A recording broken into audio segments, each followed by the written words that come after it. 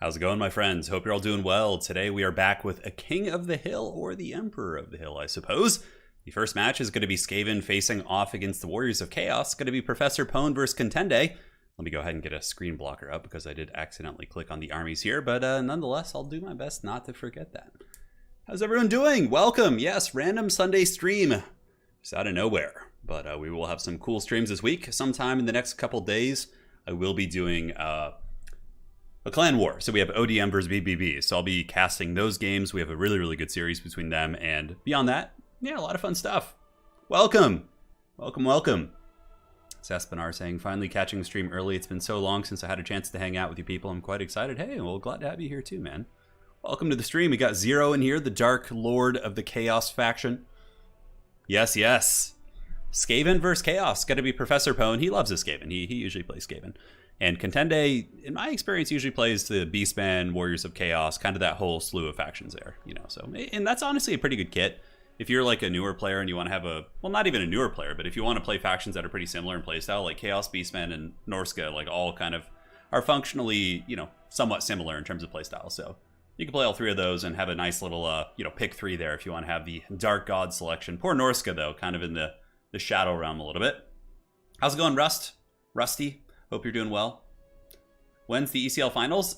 So the round of 8 was on, we had that a couple days ago, and the Grand Finals are scheduled for October 16th. So just, yeah, around 2 weeks from now, give or take, a little bit less than that. So, yeah, and the Grand Finals are going to be live. So that's one of the reasons why I had to schedule it a little bit further out, because the players, you know, that was the only weekend that, you know, all 4 remaining players were available. So, yeah, very excited for sure for the Ecl Grand Finals. We have a very, very mean top 4 players. And honestly, in the round of 8, we had some crazy eliminations too. We had, you know, Alfredinho fall, and we also had Falcon fall in those games, which is pretty crazy. You know, definitely some big upsets. So quite excited to see how things are going forward. Yes. Starting one of the longer formats right as Europe is about to go to sleep on... I know, Nick. It's cruel. But it's all good, man. You know, it'll help you go to sleep. That's what I do. You know, when I'm late at night, I'll either fall asleep watching Stargate SG-1 or some stream, or, you know, like a chess stream or a Warcraft 3 stream or something like that. So, did they fix the Cav beta to include AoE spells? Yeah, they did, Kaiser. Yeah, so the Cavalry beta addresses the Cavalry problems, and it also does address the AoE spells and some of the other problems that we were having. Obviously, there still are bugs in the game, like Gotrek still doesn't heal himself properly. There's lots of like little weird things like that, but for the most part, it did address some issues. So basically, I think one of the main things it did as it pertains to infantry is that when like a infantry unit charges a cavalry unit, only the front rank of infantry fight. Whereas before, like the second rank, I think, was getting in on the charge attack. So that's why cavalry were taking so much damage when they would charge infantry. It's one of the reasons. There was a couple other things as well, but that's one of the big things that they did fix. Jaffa Kree. Yeah. Oh, dude, I love Stargate SG-1. I'm on season 10 right now. I'm kind of sad. It's getting to the end of the road, you know? Yeah, you know, Colonel O'Neill isn't there anymore. It's kind of like a couple new characters, which I don't mind you. I think they're fine. But, you know, you can see the writing on the wall. You know it's the last season, and that's always such a depressing feeling. Like, when I was watching Star Trek and, you know, whenever you got to the last season, there was always this looming feeling of dread, like you were going to lose a friend permanently, you know? I don't know if you guys feel the same way. Stargate SG-1 is so good. I'm so bummed. But, yeah, you know, I got Atlantis to watch afterwards, and I know some of the beloved characters make, like, appearances on there, which is cool. And I know there's a couple movies, too, I haven't really watched, so I'll have to get around to watching those bad boys. Yeah, so this is going to be a fun month. You know, it's a little bit early, what, the 3rd of October. October 28th, we get Age of Empires, which I'm very excited for. I'm going to be attempting to reach out to Relic to see if maybe there could be some early action that we could get our hands on. That would be really fun. You know, do some tournaments before to kind of hype up the game and things like that. Yeah, you know, I don't mind Cameron Mitchell. Look, I don't mind the characters that they had replacing, you know, the SG-1 characters as some of the other actors retired and things like that. Like, I like Mitchell, yeah. It's just, you know, I like MacGyver. That was, you know, what you get used to for 8 seasons. I don't have anything against the new characters, really. I think they're mostly fine. Nick, I can't spoil that. You got to go and watch it. Yeah. All right, so it looks like both players are ready. We're going to be getting into the first game. It's Professor Pone on Skaven facing off against Contende on the Warriors of Chaos. So here we are. And yes, for anyone who would like to join, the password is simply 123, and the lobby name is Turin, King of the Hill. Have you watched the Squid Game yet? No, my wife and I are probably going to watch that. Yeah, we haven't watched that yet. We just finished watching the Loki show. And I'm just binging Stargate SG-1. I want to finish that. I don't like jumping around shows until I finish the one that I'm currently watching, so... yeah. So here we are. The Bloodpine Woods. This is the Empire quest battle map. It's one of the first ones that you do, but it actually makes for a pretty good multiplayer map. It has like a nice little forest in the flank there for some flanking action, you know, relatively even deployment zone, so can't complain too much about this bad boy. Sheriff says, hey Turin, love your content, in particular faction wars. I mentioned to Andy the other day that a 2v2 faction war with medium funds might be cool. Would you consider that? So you're saying that each faction would have like 2 players representing it? I think that's actually a cool idea. Yeah, if you like lower the funds, you could even do like, yeah, medium funds would probably be good. The only thing we'd have to do, Sheriff, is we'd have to probably change the rules a little bit. Because when you get into smaller fund formats, it really like makes heroes a lot more powerful.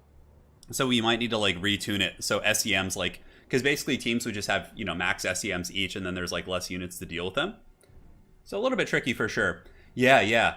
Oh man, Christopher Judge is like one of my favorite actors in that show. Yeah, he's the actor who plays Teal'c, and he also voices Kratos in God of War, and like he is just so badass, man. Yeah, so cool. Seems like a really nice guy too, as far as I've seen him in interviews and things like that. So here we are. We are in our first match of the day. It's going to be ye old Professor Pone with Deathmaster, Assassin, and a Plague Priest. So he's got the Mortis engine, pretty good against Chaos. And Deathmaster, you know, with an Assassin can usually jump Sigvald and get some good work in if they get the proper ambush.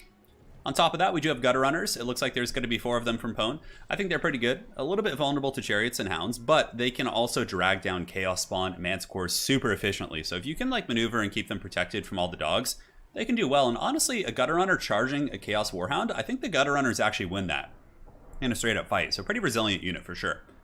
In the back, we got Death Runners galore. Death Runners, we got Natty Booba Sharpshooters backed up by the Ixcha's Triads, and more Death Runners up on the high ground. So this is the Dreadlord Professor Pone. Now looking over here, we do have ye old Chaos, who's going to be led by Contende, one of our resident Beastmen lords. He was playing Beastmen back when they were the Sad Cows. He does have Chaos Marauders into the Sunset, double Chariots on the flanks. Chariots I like against Skaven, certainly very disruptive. They can deal with the Wolf Rats, obviously, any of the elite infantry units that Skaven can bring, and they're quite disruptive. Got a Spawn Rush though, classic Spawn Rush. Spawn Rushers have been pretty meta against Skaven for a long time, but a nice tech by Pone, having all the Gutter Runners to focus them down, but we'll see how effectively he can execute that strategy. Chaos Sorcerer Fire, and that appears to be it. Burning Head and Fireball with a big vanguard of Houndos in the backfield. Yeah, so I hope you guys are doing well here for a King of the Hill. Yeah, there would have to be different rules, but like a 2v2 faction war could be fun. I'm actually going to be having a qualifier for the October faction war. I'm not sure when. It'll probably be, I don't know, maybe next weekend. I'm not sure. No, players can pick whatever they want today. Basically with King of the Hills, I like to rotate back and forth between you know, like weird King of the Hills where there's like an alternative picking style to like standard King of the Hills. So this one's going to be standard today. Who's better, Deathmaster or the Rap Master? Dude, Deathmaster Snickage just throwing down in the 8 Mile movie with Eminem. Yeah, it'd be pretty hilarious. Yeah, Deathmaster's a good lord though. I like him a lot. Against Chaos, he can certainly do some work. I mean, Sigvald in a duel beats him, if I'm not mistaken, but if Deathmaster can like get the trophy heads and pop in there and shank him and like get away before Sigvald respawns, he could eventually wear him down and take him out over the course of like the mid and late game, which is very strong. Remember when Doom players can do okay. Yeah, in this matchup, they're not bad, but you know, there's a lot of high mass in the Chaos army here with like, you know, Chaos Spawn and Manticores and things like that. So it's a little bit scary. I like that Pone has the Jezzail shooting in the trees, actually. It's weird. They don't seem to be getting obstructed too badly. But also on that same note, if the Chariots were to move into the tree line here, what would happen is they would take the penalty for moving through trees, and the Triads would be able to just tear them to pieces. So I really, really like this early tech here from Professor Pone. Not even tech, really, but more so just like having these units in the tree line and just having them shoot out of there. I mean, look at this beautiful stuff. That Chaos Chariot's already down to like half health. It's like about 300-400 gold value from those Jezzails.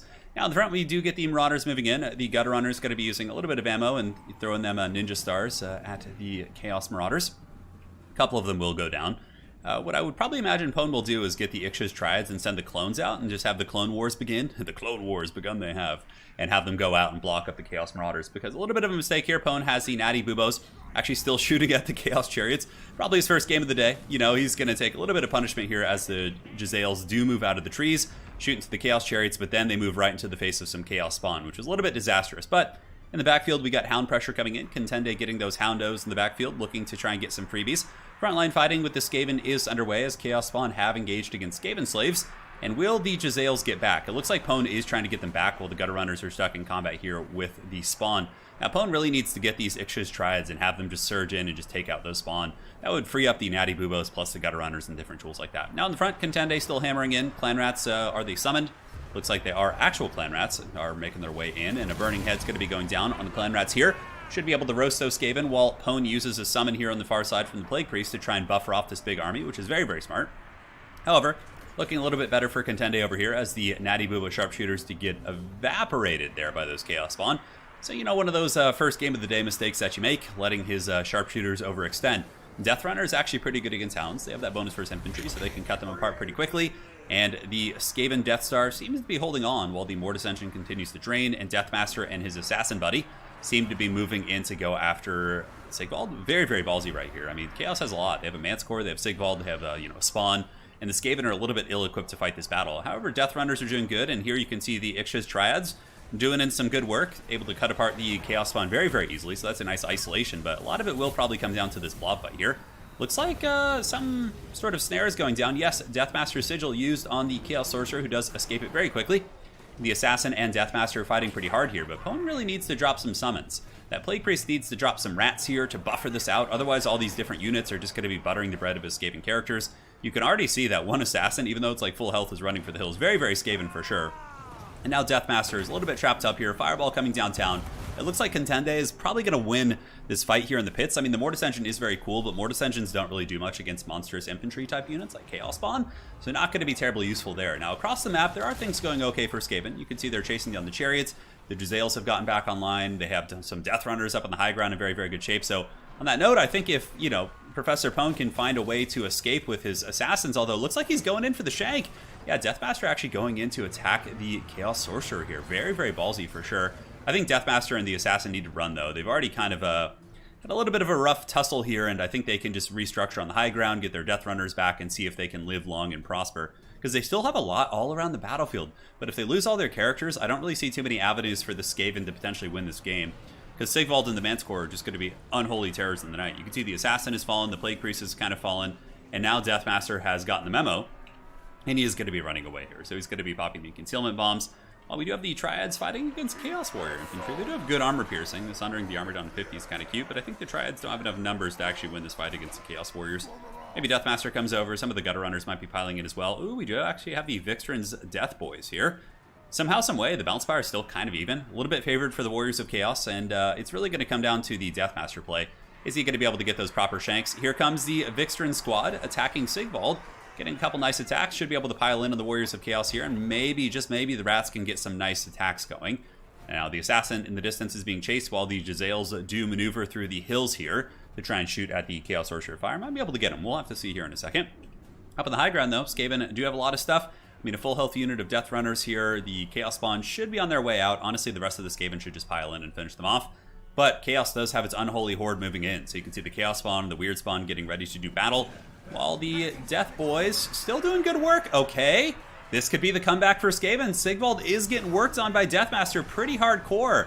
And the Vixtran squad, of course, giving some good grind as they just decimate those Chaos Warriors there. But now that the Spawn have gotten here, things could change. But the Skaven did pull back a little bit on the Bounce Pyres. We did see this. The Deathmaster obviously assisted by his Death Squad here, who seems to be doing some very good damage. Look at that, Deathmaster using the Whirl of Weeping Blades, which is pretty hilarious. But he's very, very low. I think Pwn probably going to try and escape with Deathmaster right now and maybe just come back in and shank him a little bit later on. But this has actually become a very, very close game. Like I said, the Skaven have a ton of shit up on the high ground too. If Deathmaster can be careful, just get those shanks on Sigvald and not die in this trade, maybe he'll be able to get something going. But looks like the Skaven Master does not quite get the job done, as the Vixtran squad is going to be getting worn down pretty badly here. In the distance, we do have 90 Gutter Runners. Yeah, Pwn has a lot of stuff all over the battlefield, man. I think Deathmaster is shattered now, so it looks like he's not going to be coming back. Yeah, he's shattered. So is there a chance for the Skaven? It's a very slim one. I think if they marshal all their forces, he needs to more effectively deal with these spawn back here. But it looks like the Death Runners are going to be moving back down here. Yeah, like I said in the early analysis of the game, Sigvald can really get taken down by Deathmaster if you're not careful. But now Sigvald's healing. It's a little bit problematic. Chaos really doesn't have much left, though. I mean, they do have the Weird Spawn here, as well as the Chaos Spawn. Another unit of Chaos Warriors. If I were Pwn, I'd probably grab these Death Runners and try and take out the Chaos Warriors, because if you can get Sigvald in a late game surround with like a ton of infantry, you might be able to get them if some of those infantry do happen to be Death Runners. But it looks like the bounce power is getting more and more favored here for your boy Contende. Concealment Bombs active from Professor Pone, going to be getting the Death Runners and moving in to go after the Chaos Chariots, it would seem. Might be able to get some love there. I don't know. Maybe he's just trying to salvage the Jezzails. 59 speed, 49 speed against, 78. Probably not going to catch them. And here in the forest, the Gutter Runners are fighting, but there are armored Chaos Warriors here who will pretty much, they'll just bounce off their shields. The Gutter Runners aren't going to be able to do much against that big armor, so probably withdrawing there would be the right choice. But I think at this point, it's kind of point of no return. All Pone really has left are the Death Runners, and your boy Sigvald is actually just healing at a rapid pace.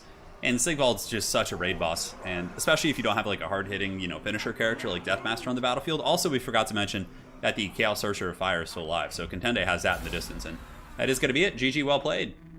Yeah, Chaos Spawn can beat down Deathmaster pretty effectively, says Hadries. I would agree with you, man. I would agree. It was a fun game by Pone. A couple blunders, having the Jezzails move up and just get, punished for free, and some engagements just a little bit delayed, but it was a close game. Honestly, both players had chances to win, which is, how I like to see it. Very, very fun stuff. I love the Gutter Runners, though. They're very resilient against Chaos Warhounds, and they also do very well against Spawn, so I like that. I thought it was a fun build on both sides. GG, well played. No Mortars, though. Interesting. Mortars could have been good against these Chaos Warriors. So, our current King of the Hill is going to be Contende. Anyone is welcome to join. Just remember, we are in the Cavalry beta, so you'll need to be on that version of the client in order to play today. So, Contende, and the score is going to be 1. Yes, yes. So, if you guys are here for the Beastmen action, you're most certainly going to be getting it. GG, well played. Contende says we're still best friends after he faces Professor Pone. All right, Pillar of Bone. Map set, good luck, have fun. And Contende, pick and ban 2. Or wait, Contende, pick 3, ban 1. Yeah, we're doing the pick 3 system today. All right. Here we are in the Bone Zone. How hyped are you guys for the Bone Zone? I know there's some Bone Zone fans here in chat. Well played, Pone. It was a pleasure having you on as always, my friend. It was a great game. So Pillar of Bone's going to be next. We have the great Hadries. Hadries heard the bell of the Skaven, and he had to answer. And here he is. So right now, Contende will pick his 3 factions. So Warriors of Chaos, Beastmen, and Empire. Yep, banning Vampire counts. Smart, smart.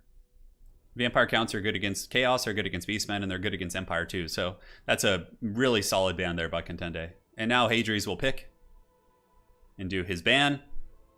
And we will go. Who shall contend the reign of Contende? I love it, man. Yeah, it was a fun match. It was a fun match. I like Warriors of Chaos. I always enjoy that one. Pick 9, ban 8. Yeah, I know. You just want to get real crazy on that one. I hope Hadries goes Skaven. Skaven against Empire's even. Skaven against Beastmen is probably a little Beastmen favored. Not by too much, though. And Skaven against Chaos, I don't know about that one these days. I feel like good Skaven players can handle that. So honestly, Skaven could be a good pick here for Hadries, considering how good he is with them.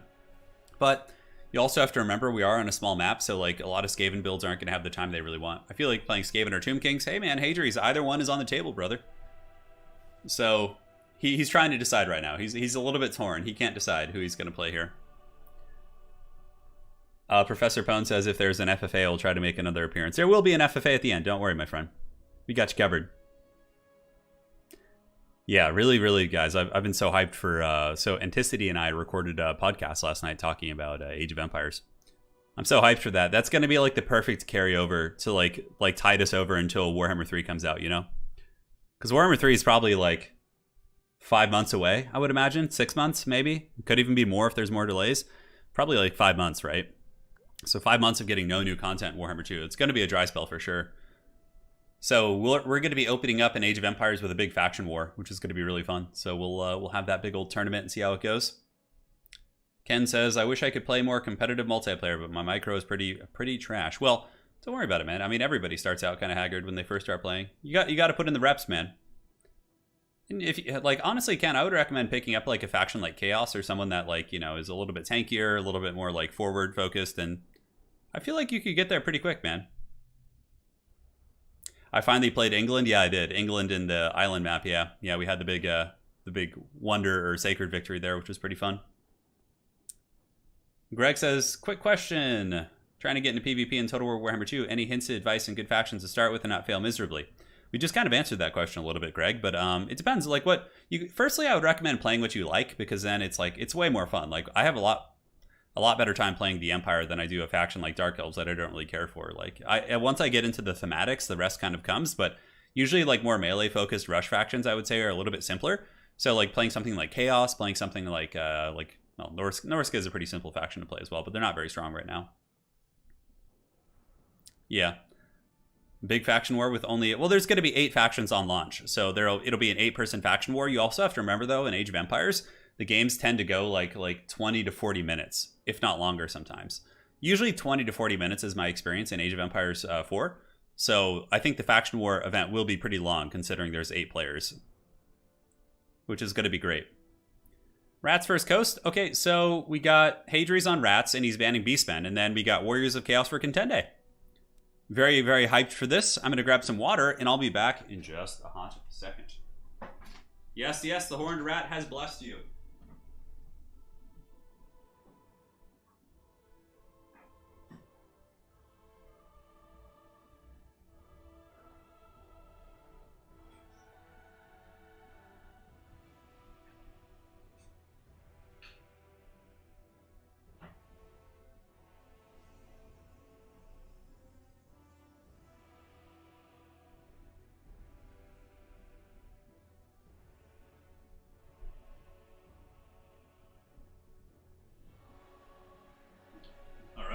Return, my friends, in our hour of need. Contende, remember the Double Chieftains? Yeah, the Double Chieftain is really the Hadri special, which I think he'll do here. Like, Skrulk Double Chieftain or Grey Seer Double Chieftain seems pretty sweet for sure. Seems pretty fun. Yeah, so there will be, of course, a Total War Faction War this month as well, which I'll be having a qualifier for very, very soon. So if you guys want to play in it, it's obviously open qualifier. How it works is we usually get, between 70 and 100 people playing in the tournament, and the individual who does the best with each of their respective factions gets the spot in the main faction war. So it's kind of like a single faction tournament, and then you can qualify for it, which is quite fun. Yeah, Hadri's has won faction war several times with Skaven. Let me go and double check, see how many times he's won. Minimizing, going through the Discord real quick. And 1 second. Hey, Contende, thank you for the message. I just saw it. Absolutely. We will get you in there, I can assure you. So, scrolling up, we do have the Faction War Hall of Fame. It looks like Hadri's has won twice. No, 3 times. Shit. Yeah, he's won 3 times with Skaven. It's pretty wild. Lately, so the most recent, going from oldest victors to newest, the first Faction War ever, actually, was won by Talaxlan Soothsayer back in January of 2020. That was with the Empire. And then from there, we had Felcon with the Lizardmen, Hadri's with Skaven, Anticity with Vampire Coast, Felcon with the Wood Elves, Skaven with Hadri's, Vampire Coast with Anticity again, Skaven with Hadri's, Vampire Coast with Anticity. They just went back and forth. Then we had Void Lulls win with Greenskins, Vicious Satsuma win with Greenskins, and then we had the Vampire Counts win with Void Lulls. So we've actually had a pretty good spread of factions. I mean, there's some that haven't won yet, but I think it's only a matter of time. There's probably some that won't win for quite some time, like High Elves and Norska, but, aside from that, I think we're going to see some new winners. Yeah. Which is going to be great. There was a time where Hadri's and Anticity were just bouncing back and forth. Okay, Coast wins this time, Skaven wins this time. Pretty fun. Yeah, Soothsayer's win was very epic. It was against Beastmen in the Grand Finals, I think. Yeah, he was on, I think he played Dov or something. I can't remember who he played in the finals, yeah. Yeah, Skaven have won several. Empire only won once. Empire's a very hard faction to play. You really do need a player like Soothsayer, I think, to defeat other top-level players in that manner. Although Sooth hasn't been playing quite as much, but I'm sure, if he wanted to pick up the game, he could get back into it pretty quick. Hey, Pone, thank you so much for dropping a link. Really appreciate that, man. All right, so we're now in the Bone Zone. The Zone of Bones is upon us. Prepare to be taken to the Bone Zone. So here, looking at the Forces of Chaos, they're going to be helmed by Contende once again. It looks like a pretty similar build. Yeah, so Contende, we saw him play against Professor Poneskaven last game. We're basically getting a rerun of this, which is going to be actually kind of nice. It's cool, because you get to see, basically, what could potentially work for Skaven that we didn't see in the last game. So we've got Prince Sigvald, we got a Chaos Sorcerer of Fire. We do also have the Chaos Warrior and Marauder front line. We got the Spawn Rush with Hounds and Horsemen. Yeah, so pretty much the same build from Contende that we did see last game. Now looking at the great Skaven champion Hadri's, what he likes to do is get the Gutter Runners. And the Gutter Runners actually, excuse me, Skaven Slave Slingers, for their cost, they actually do a ton of damage against the Chaos Spawn. So he's got quad Skaven Slave Slingers, Storm Vermin frontline with the Sword and Board, which are actually surprisingly good against Chaos, because Chaos usually doesn't bring great weapon infantry against Skaven. So these guys defeat Marauders, and they can hold their own against Chaos Warriors, which is very, very nice, and allows your other tools to do the heavy lifting. It gets Zap Zap Cannon and more rats, Skaven Slaves, and it looks like Clan Rats with Spears. And what is the Skaven Leadership Kit going to be? Yes, it's going to be a Chieftain, Plague Priest, and Queek Headtaker! Oh yeah, look at that. Check that shit out. Dude, Queek Headtaker coming in with the steel chair to hunt down Sigvald. Oh, and you guys are really in for a treat for sure. Alright, so let us know your predictions in chat. Who do you think is going to win, the Great Skaven Lord Hadri's or the Dark Master of Chaos, Contende, our current King of the Hill? Do let us know. Yeah, no, Storm Vermin are pretty good in this matchup. I actually like them a lot in a couple. Like, people don't bring great weapons against Skaven typically, so you can, like, surprise them with the armor. And yes, they're not, like, the most effective infantry unit for their price point, but due to the fact that people don't expect them, they can do pretty well. That is my 2 cents here. Taco was the Beastmen player? Okay, yeah, zero, that makes sense, yeah. That was like pre-Beastmen rework too, so if somebody's going to make it to the finals, it's going to be an ECL champion there. Storm Vermin with Queek, yeah, I actually think it's an intentional build though. I don't think Hadri's is like memeing it in any way. Like, I'm pretty sure like this is all intentional. It's not like he's, well, of course it would be intentional regardless, but it's not like he's memeing and just having fun. I think it's a formidable build. Like, Queek is pretty well designed to fight Sigvald actually. Sigvald doesn't have good armor piercing. Queek is heavily armored. And Queek has a bonus for his infantry. He's got like a good debuff. He's got the Dwarf Gouger. Like, Sigvald, I'm pretty sure gets destroyed by Queek if they just fight in one-on-one sustained combat. So this is going to be very interesting.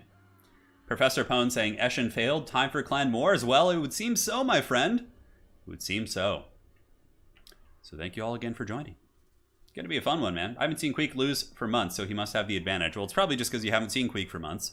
I would imagine zero. George Lucas has films. I have no idea what they're talking about here, but you know what? I'm just going to let it roll. I'm hang tight, have some water. Hide your wife, hide your kids. Hadri's is playing Skaven.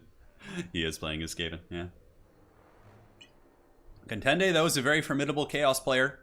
Spawn also don't do super good against Storm Vermin. It takes some time. They do not have a good proportion of armor piercing. I think they have like, what, 30 or 40 armor piercing damage? Let's go ahead and double check this. So Spawn coming in here, we see 160. Yeah, 42 of the 160. So the Storm Vermin armor will be mitigating a ton of that damage, which is very, very nice.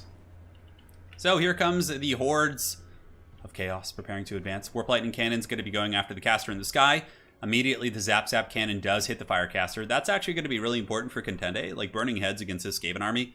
You can see it's super infantry heavy. We're not seeing like Rat Ogres and things like that. So the burning heads like right down the pipe of like big blobs of Skaven elite infantry is going to be pretty punishing. Granted, burning head doesn't do the most damage against like armored units. It still does some. It's still significant, especially against Storm Vermin with how tightly packed they are and how many numbers they have. But it's not going to be just like GG. Whereas in the backfield, if he's able to get like a burning head on these Clan Rats back here and use some Wolves or some Chaos Warhounds to take them out, that's where they're really going to be shining right there.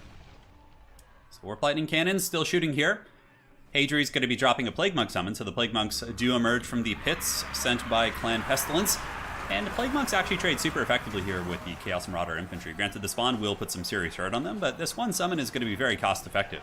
It's basically going to be obstructing the advance of Chaos here, while the Warp Lightning Cannon continues to pound into that Chaos Sorcerer. And despite the juking efforts here of Contende, man, he is getting blasted into the Shadow Realm right now. Look at that. He's going to have to get some of them burning heads up real quick. So good luck, have fun on both players' side. Here they come, and now the Skaven Slave Slingers are going to go into the Chaos Spawn. So check it out. I mean, decent little DPS, right? Like, that's 200 gold right there. That's like almost nothing. So Hadri's does summon some Clan Rats, which is beautiful play right there. So he blocks up the Chaos Warriors, and now he pulls in the Council Guard Halberds to actually flank the Chaos Spawn and pulls back the Storm Vermin there to make sure they don't take the beating. That's just like some masterclass shit right there. Super smooth. And the Chaos Sorcerer of Fire just gets shot down in the distance, going to be running away, and probably will come back, but not having Burning Head here in this early game gives the Skaven a massive advantage. Oh, and we got the duel! Here it comes. Verminous Valor. Dwarf Gouger is active. Oh my god, and look at Queek. Look at the damage he got on Sigvald here. We have to kind of keep following this. Sigvald's trying to get away, but that rat is coming for that booty right there, and I think Prince Sigvald probably is going to get hunted down by Queek. Looks like he's kind of been able to get away, but Queek with another steel chair. And man, oh man, that balance of power is really going Skaven super quickly as Sigvald's kind of running for his life. Dwarf Gouger does give a shitload of armor-piercing damage and melee attack. And also, of course, Queek does have the bonus for his infantry. And another shake. Oh my god, Sigvald's almost dead already. Look at this. Dude, there's nowhere for you to run. There's nowhere for Sigvald to run. Queek is just giving him the dirty. Look at this. He's got him trapped here, too. Queek was able to kind of corral him as he tried to run away. And now Sigvald's just 100% dead. Probably going to shatter here. Oh, will Queek collect his skull? I just got all tongue twisted there. It's pretty funny. But yeah, Sigvald's down for the count. That's over. This game's over, dude. Yeah, that's pretty painful. There are some Chaos Knights with Lances coming in the backfield, which are pretty cool. Looks like some Poison Wing Globadiers, which I didn't see in the early evaluation, are doing their thing. Sigvald's running, and you know what? Contende, though, gets a couple nice catches. He gets on the Warp Lightning Cannon. You know, the Chaos Knights back here able to get some good punishment, but it's mainly just on Skaven Slave Slingers, so it's not like a huge deal. And I do think that the Clan Rats should be able to chase Sigvald off the battlefield, but yeah, I don't know. Contende got a couple nice catches, but the Skaven front line seems to be holding pretty well. Man, yeah, so Queek apparently a pretty good counter against Sigvald. Yeah, I mean, that was just pure destruction. And the caster, is it back yet? I think the Chaos Sorcerer of Fire is also gone. It looks like probably the Warp Lightning Cannon got some good consistent focus there. He was able to really break it down. And ooh, a good play here by Contende, though. Getting his Chaos Knights with Lances to run down the Clan Rats and maybe save Sigvald. Okay, Sigvald probably is going to rally here, maybe, although he's very low.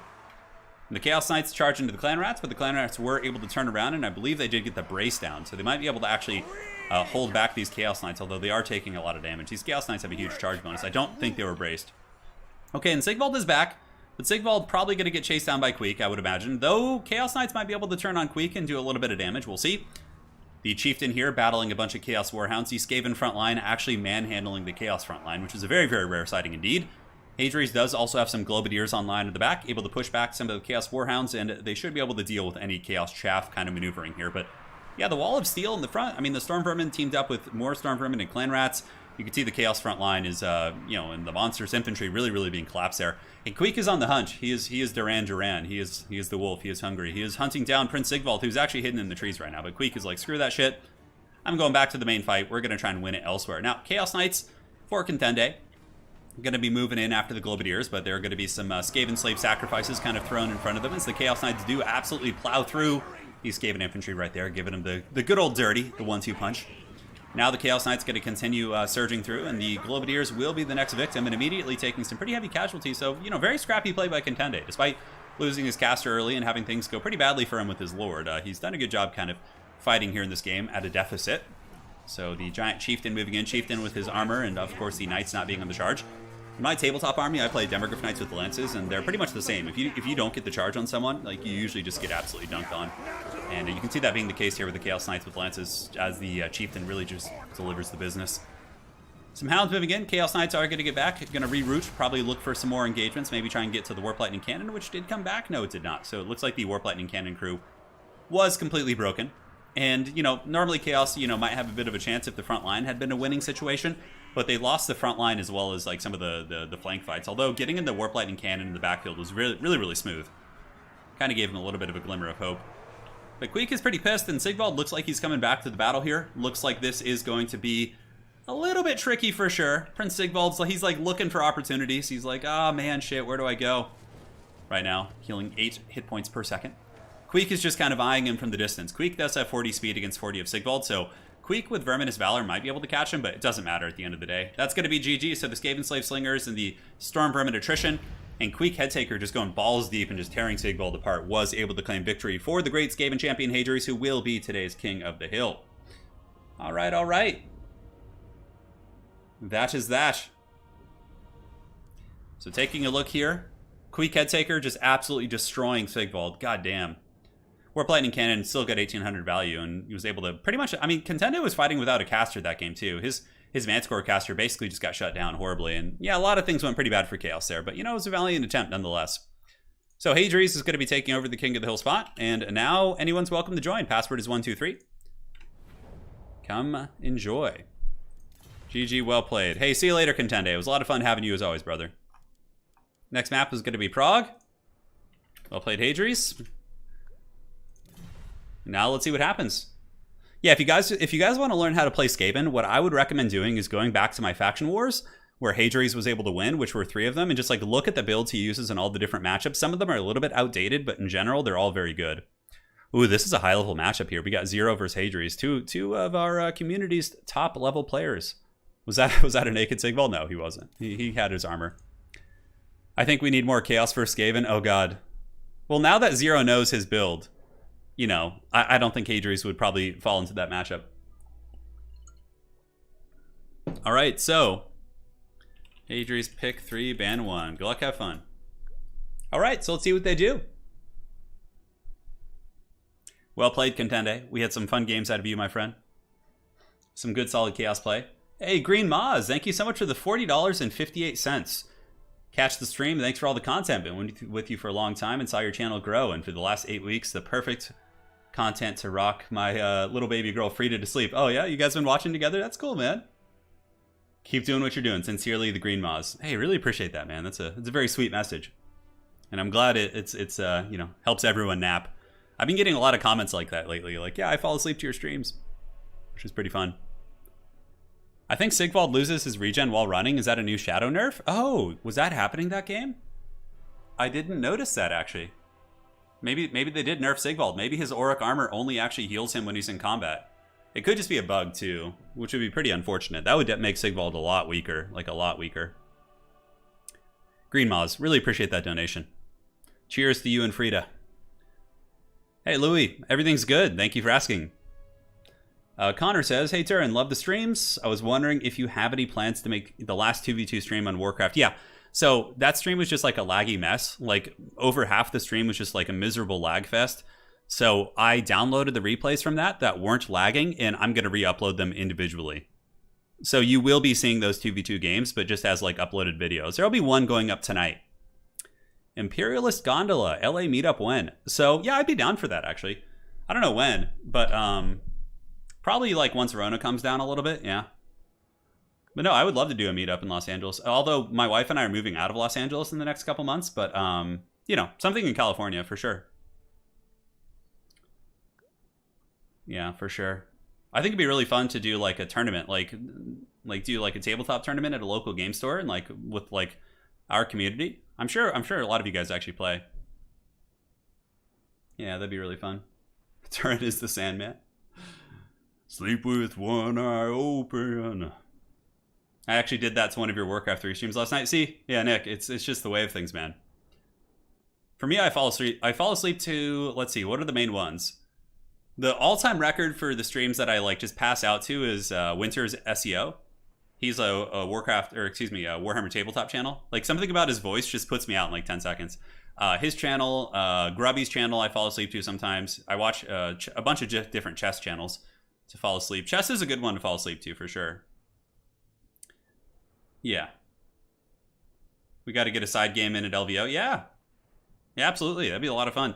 I do want to... So, Melody, is LVO going on this year? The Las Vegas Open? Or is it still... Didn't it get canceled again? Or is it still something that's going on? Yeah, I'm not sure. I'd be really down to have like a tabletop tournament and like, you know, get some nice production quality and like film the like cast the finals and things like that, so we could do it with like I don't know. Yeah, it'd be really fun. So Hadris is gonna go Tomb Kings, Lizardmen, and Banning Chaos. Oh wow, do we have Dwarves versus Chaos right now?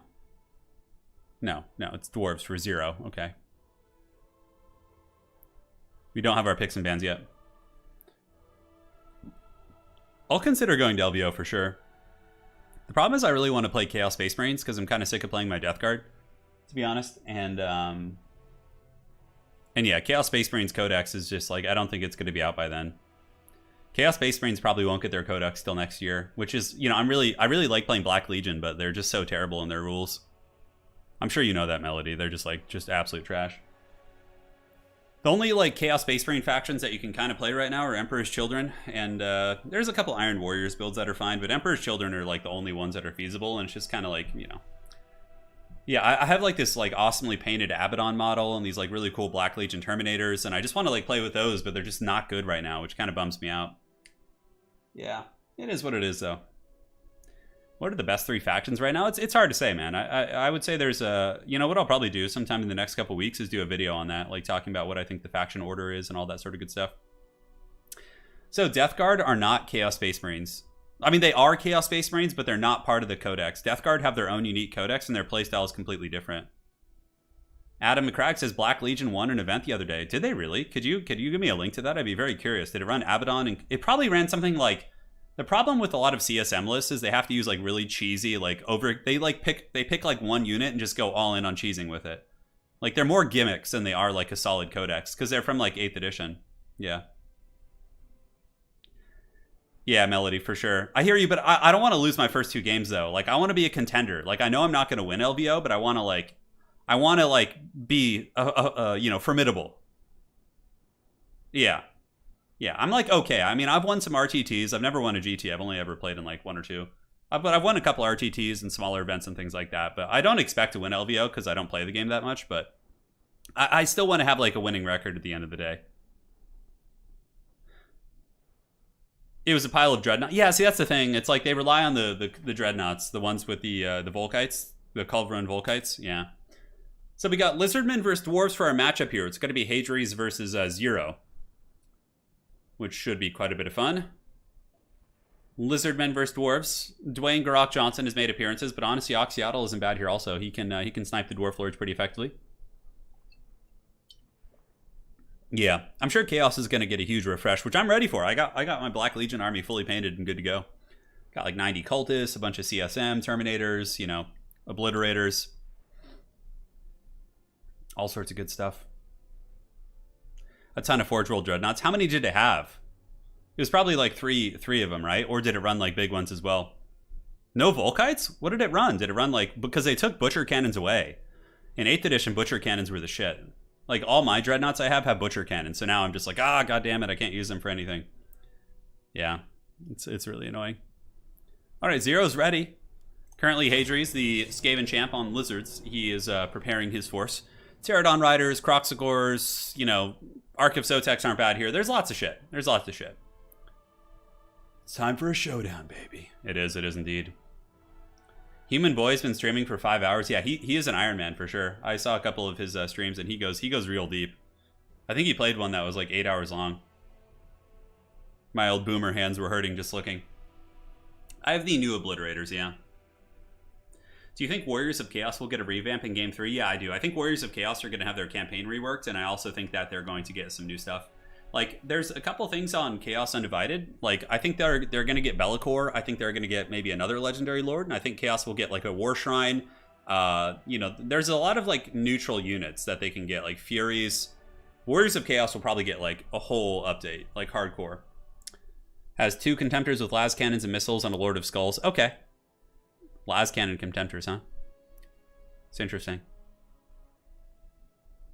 Would you say Tabletop 40k is better or Old World? No idea, Rusty, because Old World, we know nothing about it yet.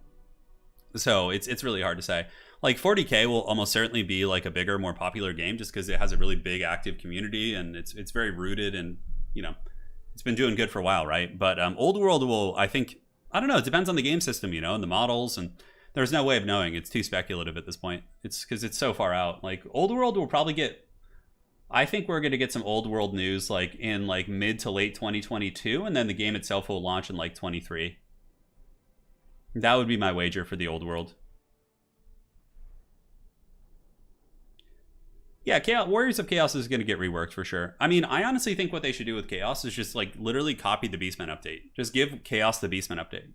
Like a similar one. You know, they make those like those herd stones, but instead it's just like a Chaos Shrine or something. Like they could just basically copy pasta that and be fine.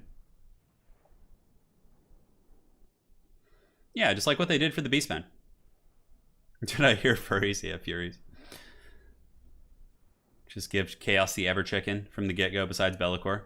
Be'lakor is, his tabletop model is so goddamn cool. Yeah.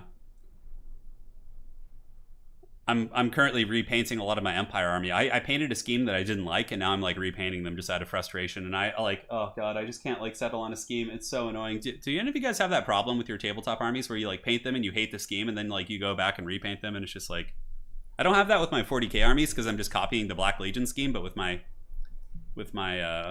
yeah, my fantasy models, I'm just like, oh, the rage. It takes me over.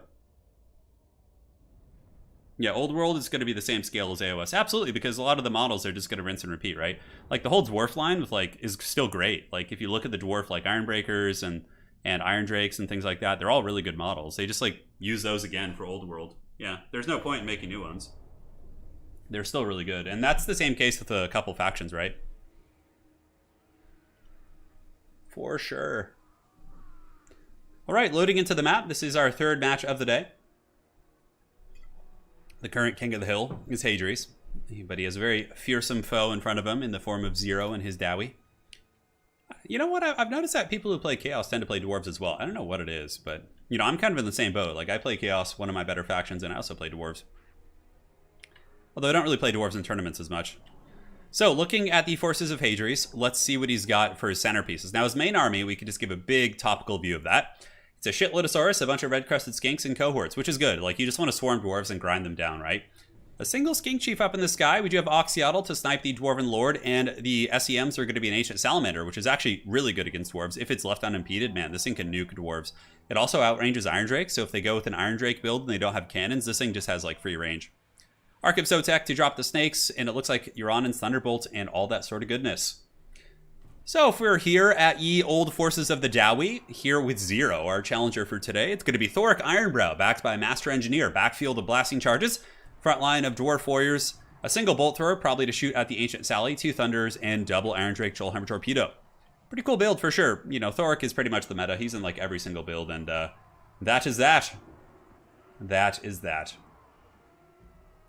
I ended up settling on, oh, you guys are talking about the schemes. Yeah. I'm frustrated with how my Blood Angels are turning out. I know, man. I feel the pain. I feel the pain. I'm repainting all my Demogryph Knights right now. It's just hell on earth.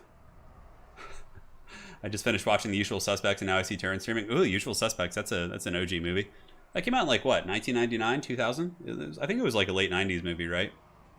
One of those kind of, like, 90s ensemble styles, yeah.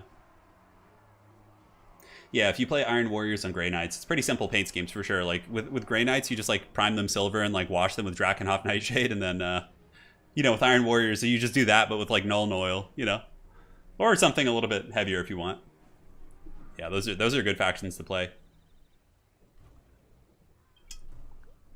All right, so let us know your predictions. Do you think Skaven, Master Hadri's, not playing Skaven, is going to be claiming victory with his Lizards today in Oxyotl, or will the Dowie hold firm and will Zero become today's King of the Hill?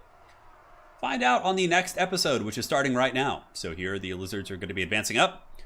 The red-crested skinks getting ready to party. So too are the skink skirmishers. I do like the skirmishers. You know, personally, a lot of dwarf players, and myself included, have kind of gone away from using slayers in this matchup because a lot of lizard players are bringing skirmishers and a lot of poke that's actually exceptionally good against them. So you got to be a little bit careful with that. Yeah. Melody saying, I just learned to love hobbying recently. Yeah, it's really fun for sure. I wish I didn't have my stupid hand problems, man. Like, I can only paint like maybe an hour a day, like 2 hours a day. So, like, I'm kind of limited, which is very frustrating. But, you know, we get there. All in due time. Lead Belcher plus Nuln Oil. Yeah, 100%. 100%. That's the way of things.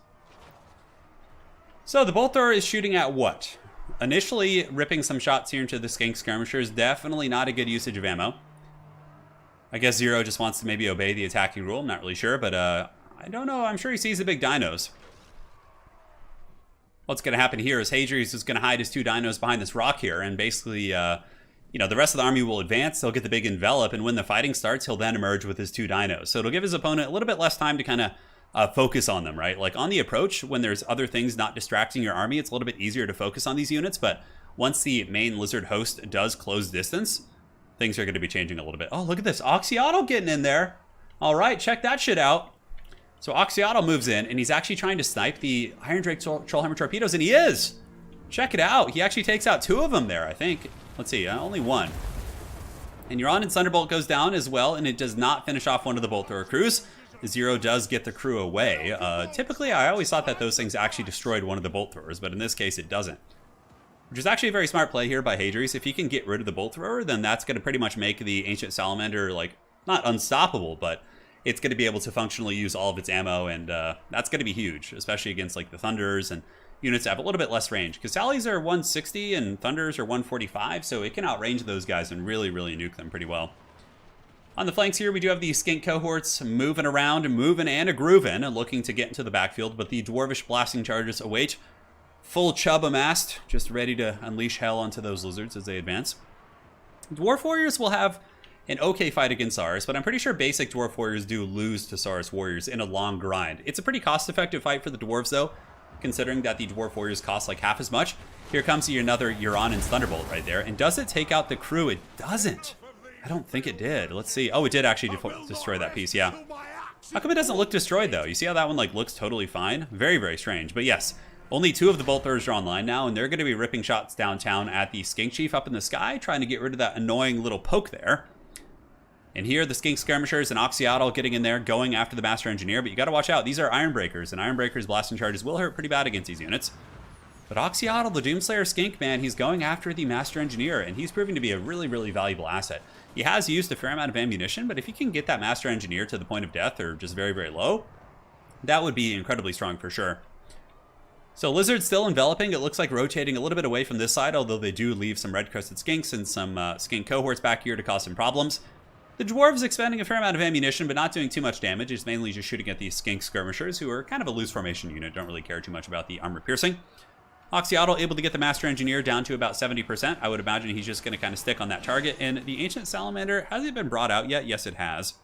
Looks like the Bolt Thrower is kind of going after it, which would be pretty unfortunate if it were to die to the Bolt Thrower, but I don't think it will.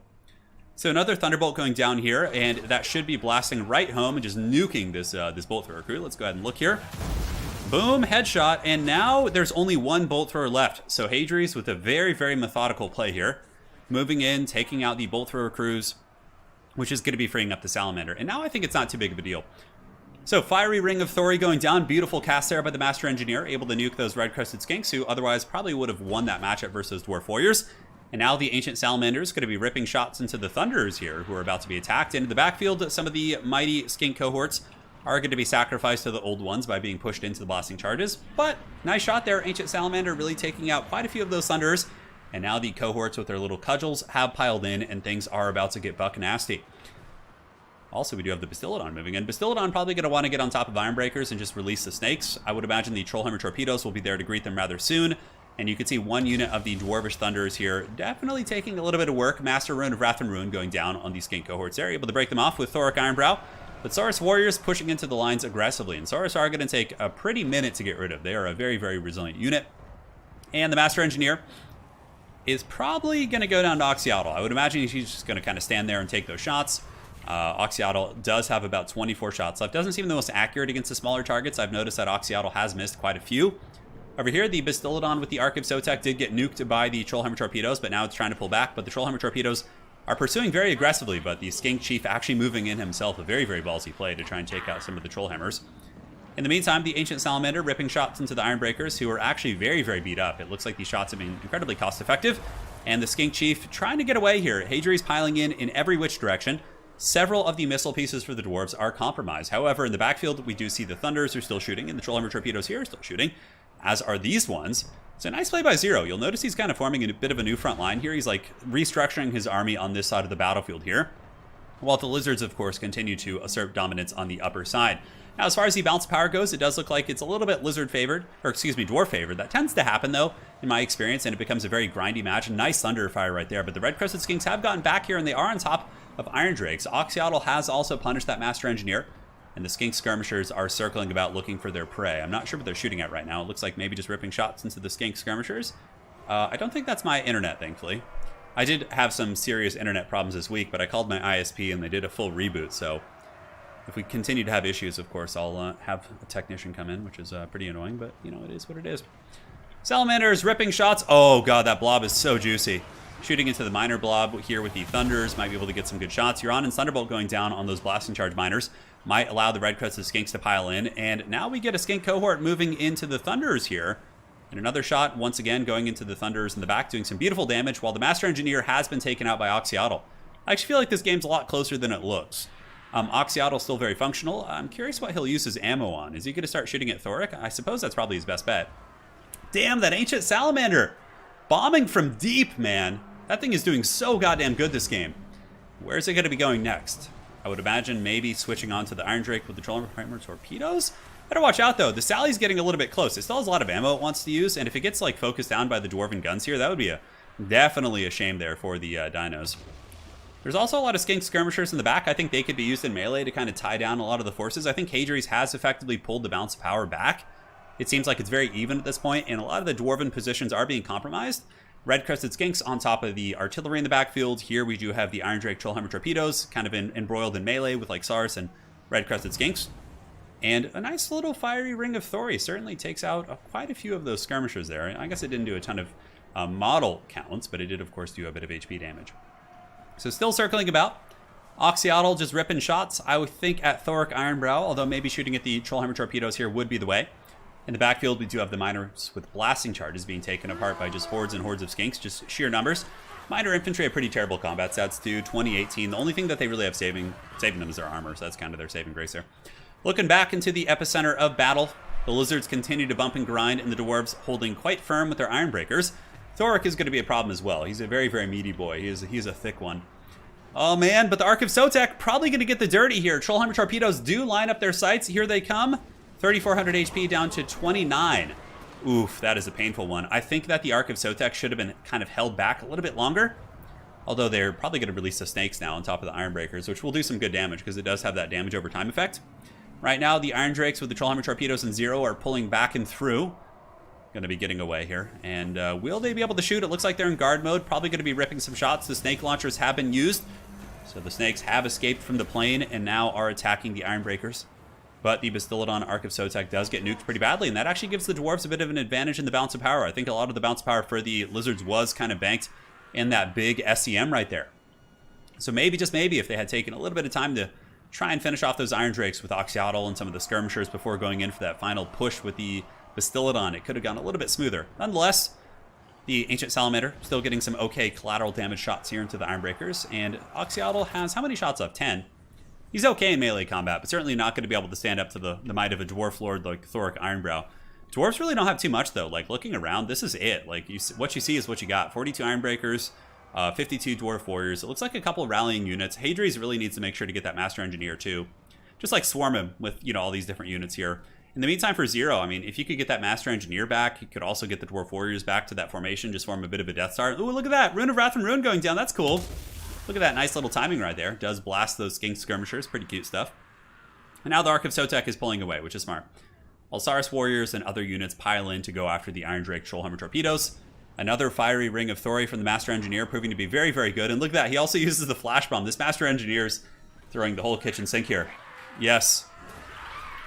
So the mighty Master Engineer holding firm like a true champion of the Dowie against the insurmountable odds of the red-crested skinks. The current King of the Hill, Hadri's, is on the ropes, as the mighty Zero proves he is not only a Chaos main, but also is very, very good at Dwarves. He advances on with his main host. And here on the flanks, the Master Engineer is broken down, negative 26 leadership. He's going to be going back to the halls to drink some brew and, you know, do his business, which is going to be great.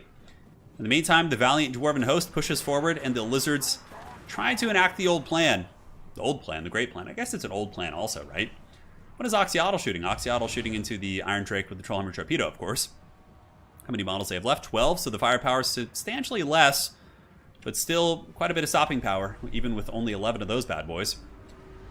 That really is the key to success, though, for the Lizards. They need to take out these Iron Drakes. Like, maybe just go all in, because if the Iron Drakes are able to shoot even the Salamander or the Ark of Sotek even once, it's going to be a bad day for them. A really, really bad day. So I think just swarming the Iron Drakes and then coming in with the SEMs is the play. And again, for Zero, the key to success here, in my opinion, is to try and just keep these Iron Drakes alive. That's like his biggest bet.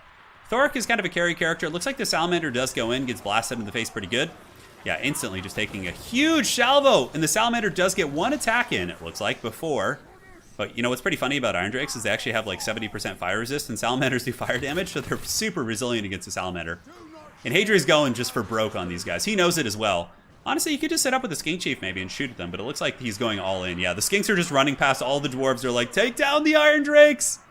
Look at them swarming. Oh my god.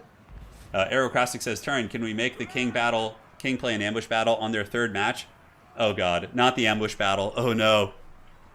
I don't want to do that today, but Arrow, for my next King of the Hill stream, especially if you're interested in participating, I will add in ambush battles, but today I'm going to be having it as a standard kind of King of the Hill here. So it looks like the Mighty Zero is going to be claiming victory here. Oxyotl not quite able to get the Iron Drakes with the all-in. They still have 6 models here. The Ark of Sotek will probably be dying simply to Thoric, who has really amazing combat stats, actually, at least in terms of armor piercing.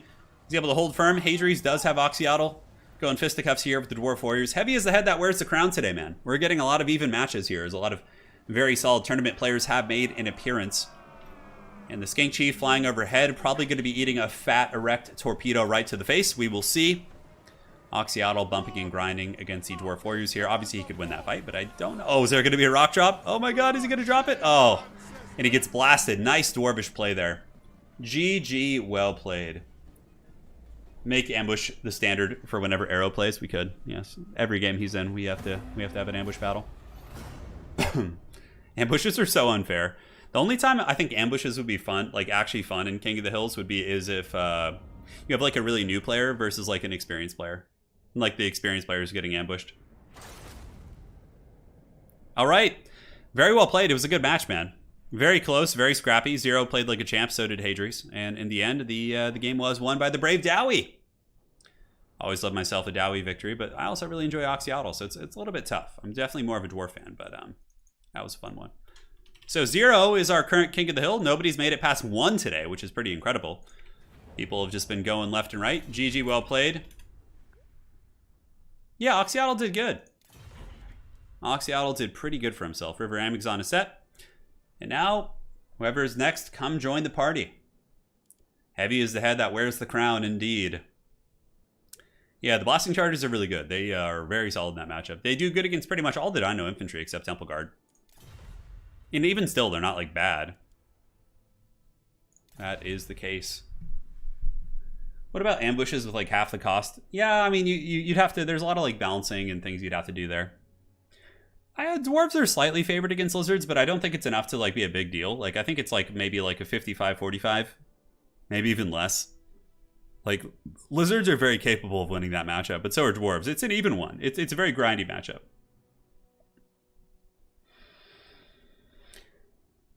Quintus thinks that Cathay is going to be OP in Game 3. I don't know. I mean, like, I think everything, because when Game 3 comes out, we're probably going to be getting, hey, we got J Phoenix. She is ready to party. All right, so we're on River Amazon. That is the map. So 0, pick 3, ban 1. Good luck, have fun. But what I was going to say is, I think, like, when Game 3 comes out, we're only going to have 7 factions at first. They're not going to be adding in the old world stuff, so I think we'll very quickly get a feel of, like, that meta and see, like, what's very strong. Yeah. You got your Dark Elf ambush build ready? Ooh, that sounds like fun. Dark Elves are pretty cool. You can actually still put together pretty good Dark Elf armies in tabletop with the Cities of Sigmar Codex. If you just like ally in the Daughters of Cain or whatever that faction is called, you can pretty much have a Dark Elf army.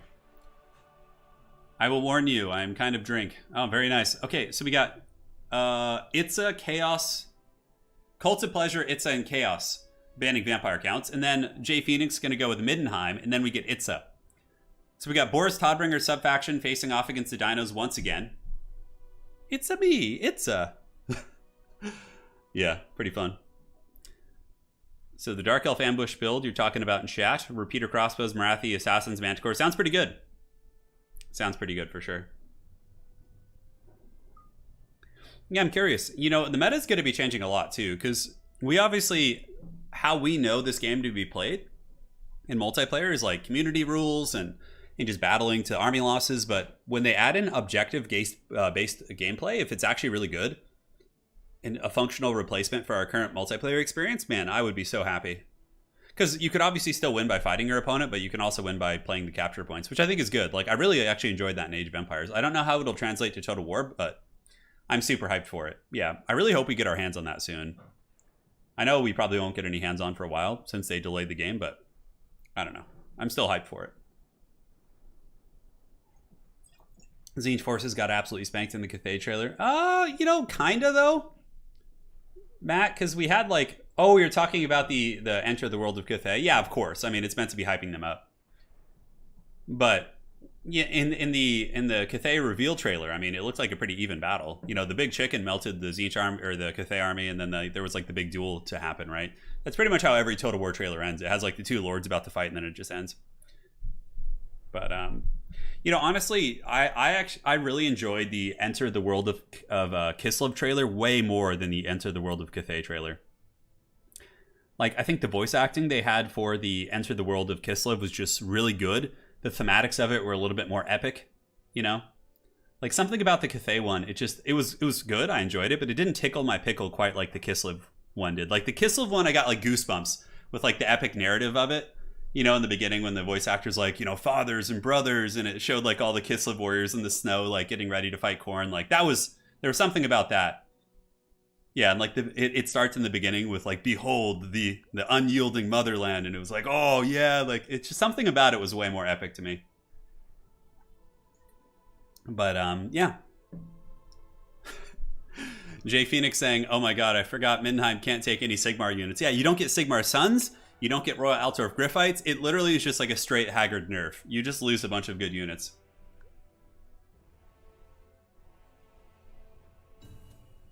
Yeah, the Kislev one was way better. Yeah, I agree. I agree indeed. I thought the voice actress for Ming Zhao was good, but the voice actor for her brother wasn't so hot. Yeah, I would agree with that sentiment. I think the voice acting in the Cathay reveal trailer was pretty good. Oh, thank you, sweetheart. How'd it go? Mission success? No, I want to go again. That was your baby. Alright, hold on. The lovely wife just brought me a giant jug of water so I don't have to make 10 trips to the kitchen to fill up my tiny depressing cup. There we go. Yeah, Mindenheim needs some love. I think they have a lot of potential. I can't wait for full Mindenheim Game 3. I think it'll happen too. I think it's only a matter of time. I need the Tzeentch trailer right now because Khorne looks... Yeah, Tzeentch is going to have a cool trailer, I bet. Yeah. Yeah, the big chicken is pretty rad. He was cool, man. Nurgle's... You know Nurgle's going to be the coolest, though. When we get Nurgle in a trailer, holy shit. Like, seeing a big, thick, great unclean one just, like, marching over some shit with a bunch of, like, Haggard Nurglings swarming, that's going to be some cool stuff. I'll say this. The music in both trailers was not as good as the Doom soundtrack, says Hart. You've totally ruined Warhammer music. I know. I know. In terms of playstyles, though, yeah, I actually am very excited for Cathay because I'm a Dwarf Empire guy. Like, I like powder. I like defensive factions.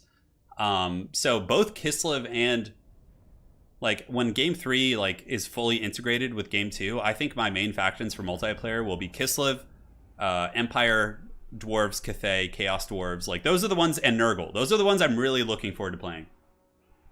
Yeah. Some thick Nurgle warriors. Yeah, dude. Give me those guys. Yeah, Nurgle's going to be awesome. All right, so looking here at ye old Mindenheim, led by the great Jay Phoenix. Jay Phoenix going to be coming in with the Boris Todbringer, backed up by Pistoliers and Empire Knights on the flanks. We got Triple War Wagon, which is very, very meta against the Lizards. The War Wagons are pretty good against Coldwind Riders, which again are meta here. Also can snipe Lords and serve as Haggard Chariots in the later stages of the game. That's pretty much it. Bunch of State Troopers, there's Swordsmen and Halberds, classic Sigmarite stuff with the Manticore Summoner. Now, if we're looking at It's-a-Me Zero playing Itza, it's going to be Star Chamber Guardians. Wow, look at this, a meaty-ass front line here. God damn. It's going to be Saurus Warriors backed up by Temple Guard. Or I should say the other way around. In the back, we got a couple cohorts to poke with. We got Gorok Johnson, a Skink Priests of Manticore Summoning, cohort of Sotek, and Chameleon Stalkers on the flanks. Dude, this is just like a straight metal army. Metal army. Let's not forget All Hail the Mighty, yeah. Oh yeah. The Vampire Coast soundtrack was probably the best one to date. That was just so good.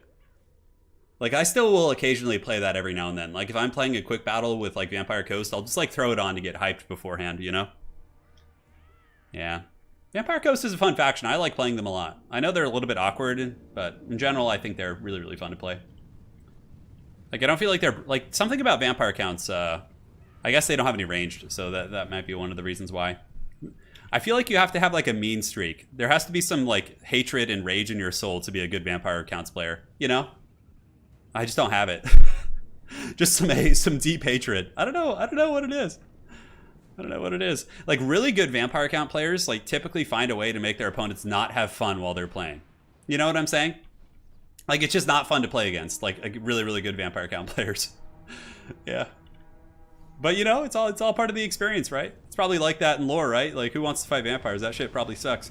All right, Pistoliers over here do get ambushed by the Chameleon Stalkers of 0. So they push out in the bushes there and are able to throw down against the Pistoliers. I wonder what like people would vote is the best trailer. I don't know, like I'm a sucker for like even the old trailer, like the Empire vs. Greenskins first trailer when like Franz comes in like the epic speech in the beginning where he's like, I was born into this world just like you, and it's like all epic and has that like foreboding music. Yeah. I don't know. Favorite trailer of all time? That might be one of them.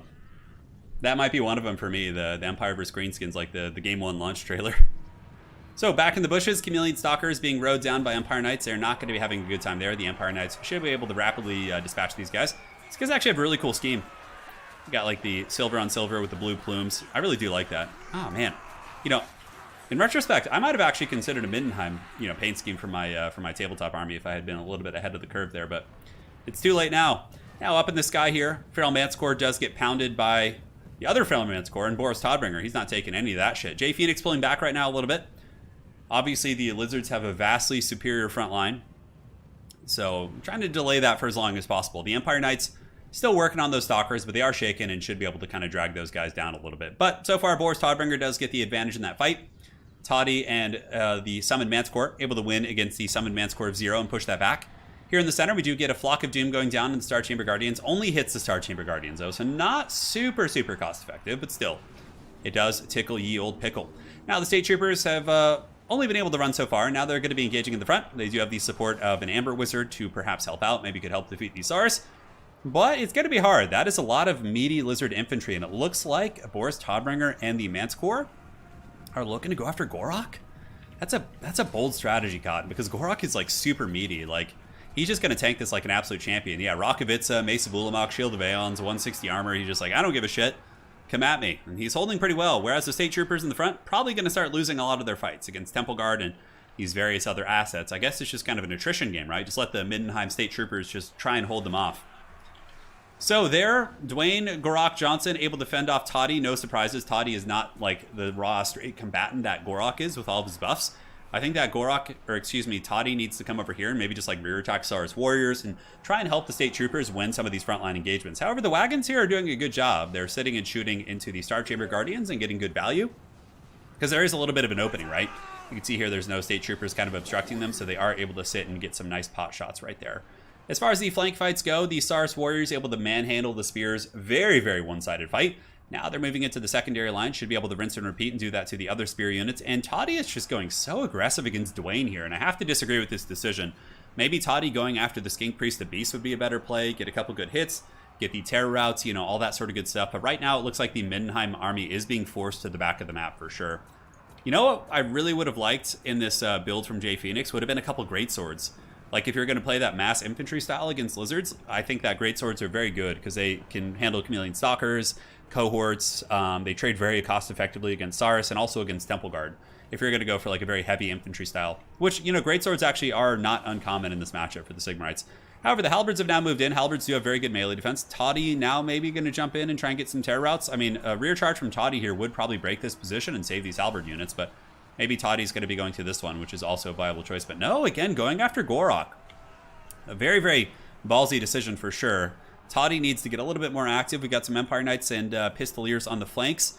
Toddy maybe looking to go after the Skink cohorts here. Is he going after the cohort of Sotek? Yeah, it looks like Toddy is going after the cohort. In the meantime, the Empire wagons have pulled back and are getting good shots. I mean, the wagons have been able to expend all of their ammo. And again, they still can serve as Walmart chariots in the late game and get some nice charges. Spears moving in to fight the Saurus Warriors while the Pistoliers rip some shots in at the Skink Priest of Beast. We also have some Empire Knights who could assist Toddy, and the second Manticore summon is out, while Toddy is attacked in the back by Dwayne Gorok Johnson. So I think at this point, you got to pull back. I think Toddy's got to get away. and maybe restructure somewhere else and try and find a better engagement, because Toddy has not been getting the best engagements this game. Aside from that, things have been going a little bit better. Here we do have the War Wagons up top, shooting into the Saurus. State Troopers are holding back the Saurus Warriors here, but so far Zero seems to be getting that good old 90s bumping grind, some R&B here, pushing through these troops. Although the rear charge from the Empire Knights could be pretty substantial. Here it comes, hammering into the back of the Saurus Warriors there. The Saurus there will be broken. So maybe a bit of a comeback potential. Toddy still does have some room before healing. The Manticore Summon for the Empire has been brought out as well. And the Manticore Summon is going to be going after the Saurus Warriors right here, it looks like. Yeah, just trying to Manticore on Manticore fight. Wagons are very, very low on ammo. One second. Something in my computer is making a funny sound. I might have to check it after this game, but hopefully you guys aren't able to hear that. I am going to be upgrading my computer this month, but man, the cost of like graphics cards and things like that, it's pretty brutal. And I mean, quick question for those of you guys in chat: is there any foreseeable like end to that, inflation, or is that going to be something that's going to be going on for a while? Anyways, back to the commentary here in the game. The Manticores are still in mortal combat here, while Jay Phoenix uses the War Wagons to make sure that her Manticore does win the fight. And the Manticore is going to be jumping in after this King Cohort, assisting the Amber Wizard. Amber Wizards actually aren't bad in combat. They do have 50 melee attack. In terms of like other casters, the Amber Wizards are a little bit stronger. So here, Spearmen still grinding against these Temple Guard here. It would appear we have a very, very even game on our hands. Somehow the State Troopers, over just this long grind fest, in tandem with the Wagons, have been able to kind of wear things down. Now, value accrued on the wagon so far, we do have 500 on this wagon. This wagon has accrued about 600, and this other wagon here has gotten 620, which isn't bad. They still have a little bit to give as well, and you can use the wagons in a dreaded trio, and basically they can just keep running things down. Yes, late 2022. It's just gonna get worse. Okay, fair play. No end, just pure pre-built. Okay, fair play. So I'm just gonna have to bite the bullet and pay the premium for a good graphics card. Fair play. It is what it is. Thankfully, a lot of stuff in my current computer is still quite good, so I can keep a lot of stuff. And the only real big price tag I'm gonna have to suffer with is the accursed graphics card. All right. So here we can see the War Wagons pulling away. The Lizard Horde attempting to hunt them down. Balance of power is a little bit Lizard favored, but it's certainly not over. Boris Todbringer is healing, and if the Wagons can get effective cycle charging and then like bait Flock of Dooms, like for example, if Toddy attacks here, blobs up all the Lizard troops, the Amber Wizard can get like a Flock of Doom, although I don't know if Jay Phoenix still has the Amber Wizard. Empire Knights and Pistoliers doing a pretty good job cleaning up here. You can see they're able to charge through these Saurus Warriors pretty effectively. And yeah, they actually do some good work. Pistoliers aren't slouches in combat. They're kind of like that in tabletop as well. They can perform okay on the charge. I mean, still pretty squishy, but, they pack a little bit of punch. They have a charge bonus of 20, which is cool. Cold-blooded going down there. I actually really like that from Zero to kind of keep them fighting. However, the terror route comes in from Toddy, and that should be enough. This could be it. This could be it indeed. Saurus Warriors with shields are broken and running for the hills. The Lizard army has kind of devolved to that point where they just have to waddle around. I mean, obviously, Zero's army was massively infantry-focused. As long as Jay Phoenix can keep Toddy alive, I have to say I'm very impressed. I thought the Lizards were just going to kind of march over that army, but the Wagons and the State Troopers actually performed a lot better than I expected. So here on the other side, War Wagons serving as the Walmart chariots that they are, ramming into the Temple Guard here, who are actually wavering at 12 leadership, but the Wagons will take some heavy damage in sustained combat. But this is 100% the play for Jay Phoenix. You just want to get Boris, you want to get the Pistoliers and the other troops, and just, keep these guys from getting back together. You can't let the band get back together. The boys cannot be allowed to come back to town. Those are all the terrible references I can jam into one sentence, so hopefully you enjoy that. But here, the Temple Guard are wavering. Will they break? The Cold-Blooded is active on them. They have 27 models, taking some heavy damage from the Spokes of Sigmar, or Ulrich, I guess, in this case, with the War Wagons. And it looks like, they almost look like they're shattered, but it's just the Itza icon. Like, that's kind of tricky, actually. If you guys notice when you look at the Itza banners, like when they're wavering, it looks like they're shattered or broken simply because of, like, the pure white, right? Very similar to other factions. So, probably just going to go for the big surround. I mean, honestly, Jay Phoenix has a decent chance here. Dwayne Garrock Johnson is very, very tough to kill. So what's going to have to happen is the Sigmarites or the Ulricans? Yeah, I guess that's what it would be. They are going to be pushing in and trying to get a big surround and break this formation. But I don't see that happening. I mean, Zero just has so many Temple Guard here. Jay Phoenix says, I guess this is just what happens with no Volkmar. Yeah, Volkmar is very helpful against mass infantry, but I wouldn't say that Zero's build is meta.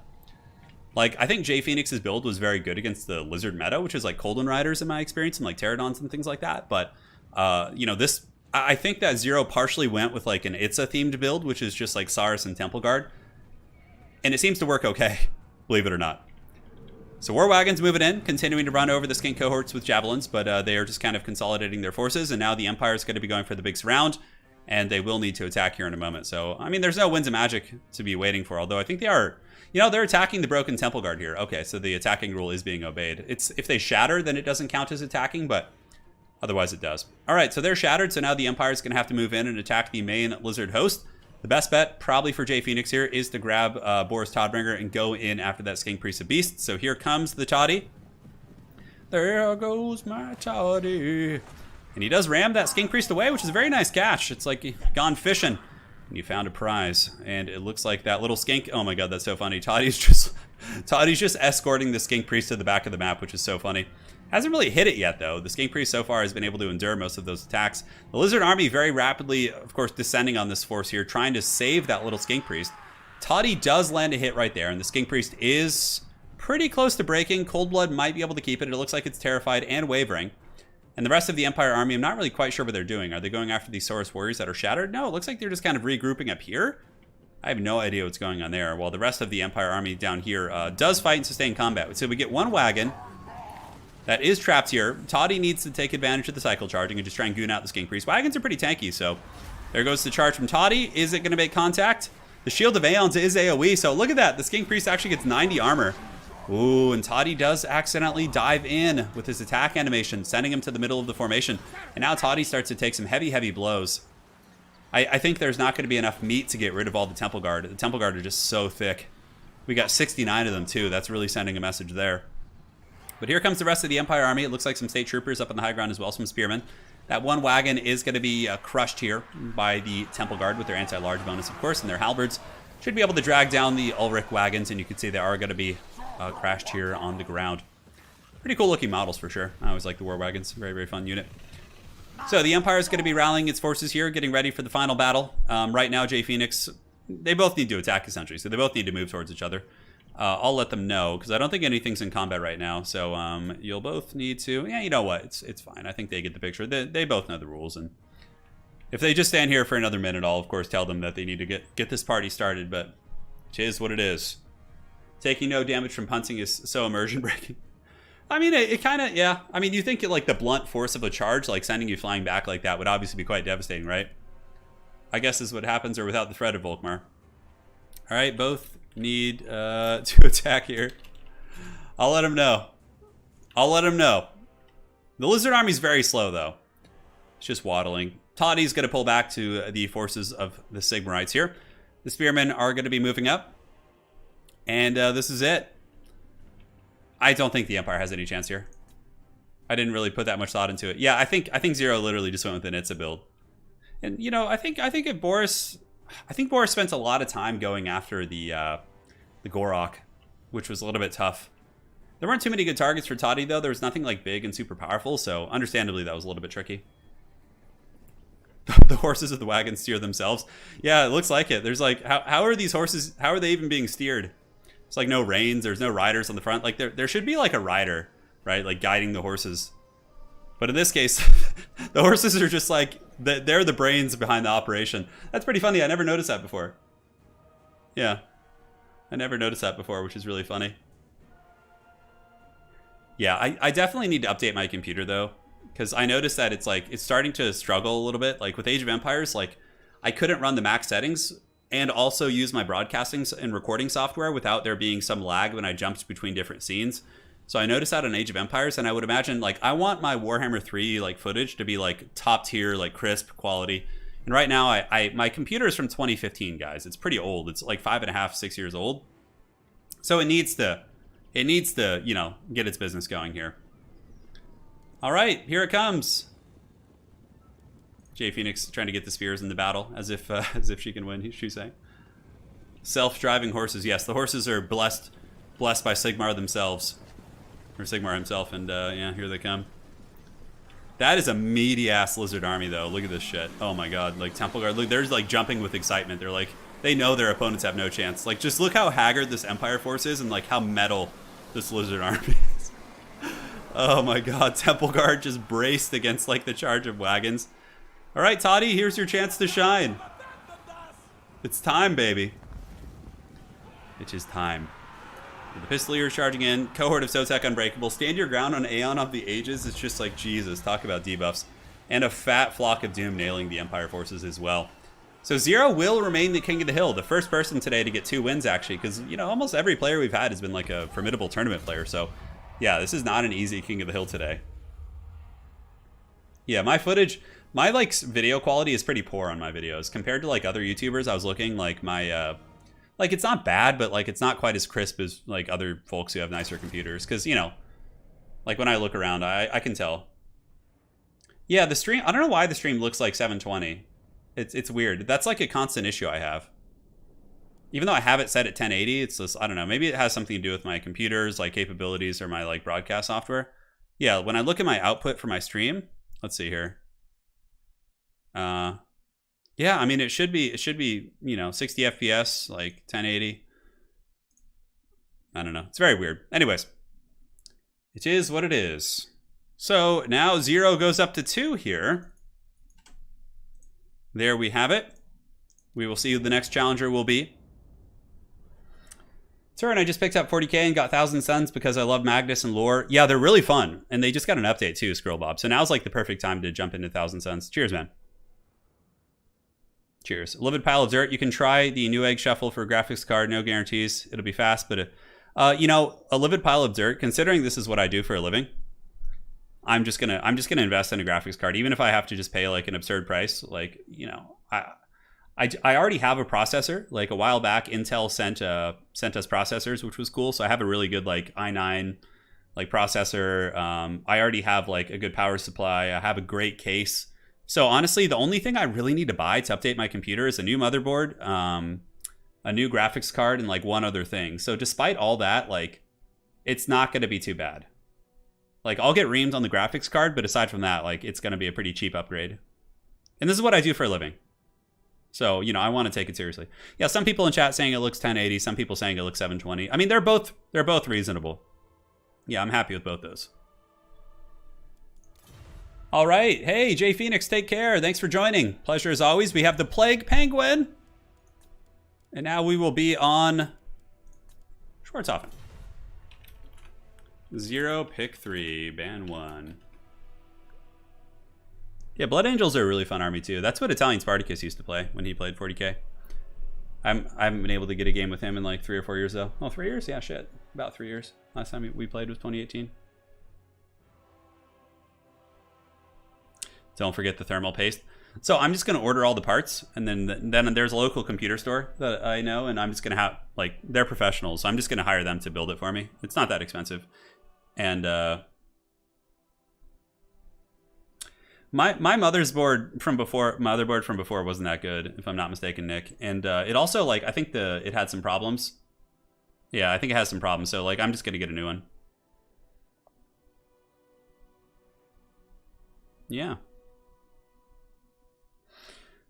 So Antoya says, hey Turin, do you record voice for AoE 4 videos during the game or after? During the game, so far. Like all the commentary you hear on my Age of Empires 4 videos, I'm talking while I'm playing. That's typically how I do things on this channel. But I will be doing like replay casts where it's more like esports structure, where I'm like a commentator and I'm giving you more of an analytical view. That will happen when the game comes out, but due to the fact that it was in a stress test and I couldn't like, you know, get the replays and do commentary over them, they were all done live like that. So, yeah. The rumor mill says in 40k says squats are getting a codex. Dude, if they add space dwarves to 40k, I will play them so goddamn hard. I would play a squat army so quickly if they added them. I would probably sell one of my existing armies just to play them. Yeah. Oh yeah. Yes, indeed. So the Plague Penguin is going to be on the Empire against Chaos. A classic battle, but I can assure you, Zero is very practiced in this matchup. You guys are getting a lot of Sigmar today. We got Chaos versus Empire. Let's see what the Plague Penguin can work up here. Yeah. Gianluca, I'm glad you like the AoE 4 videos. I would be posting them every single day, but unfortunately, during the closed beta, I was only able to get like 8 or 9 replays. So it was it was only a couple days, you know. Yeah. Oh no, cost, no worries, man. Yeah, I'm just gonna. I already have my part list all built and everything, so I'm just gonna order the pieces soon. Memphis says, I'm not joking. The rumor mill has been flawlessly accurate, literally down to the exact weapon contents for every set so far. And he says squats. Oh my god. When would that be coming, though? Would they really call them squats, too? I feel like they would give them a different name. But Space Dwarves would be so cool in 40k. Goddamn. That would be a fun faction. That would be a really fun faction. All right, so, yeah, Zero's locked in. He already has his build, obviously. He's probably played this like 1,000 times in tournaments, so... And Plague Penguin. Plague Penguin is going to be unleashing the fury of Sigmar. There's a bunch of ways to play this matchup. So Empire can play like Pistolier Outrider, Volkmar Greatswords, Demogryph Knights, like Hellblaster Volley Gun, like Flagellant Sigmar Sons holding the front line while Heavy Cavalry do the lifting. Like there's so many different ways the Empire can play this matchup. Yeah. I'm down though, man. If they make a squad army, sign me up. I'd play it. I'd play it.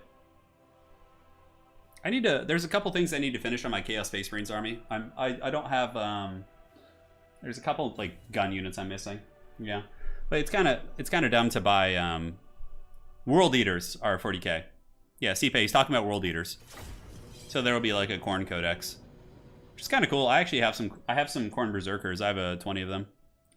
Only 10 are painted, but yeah. We'll see.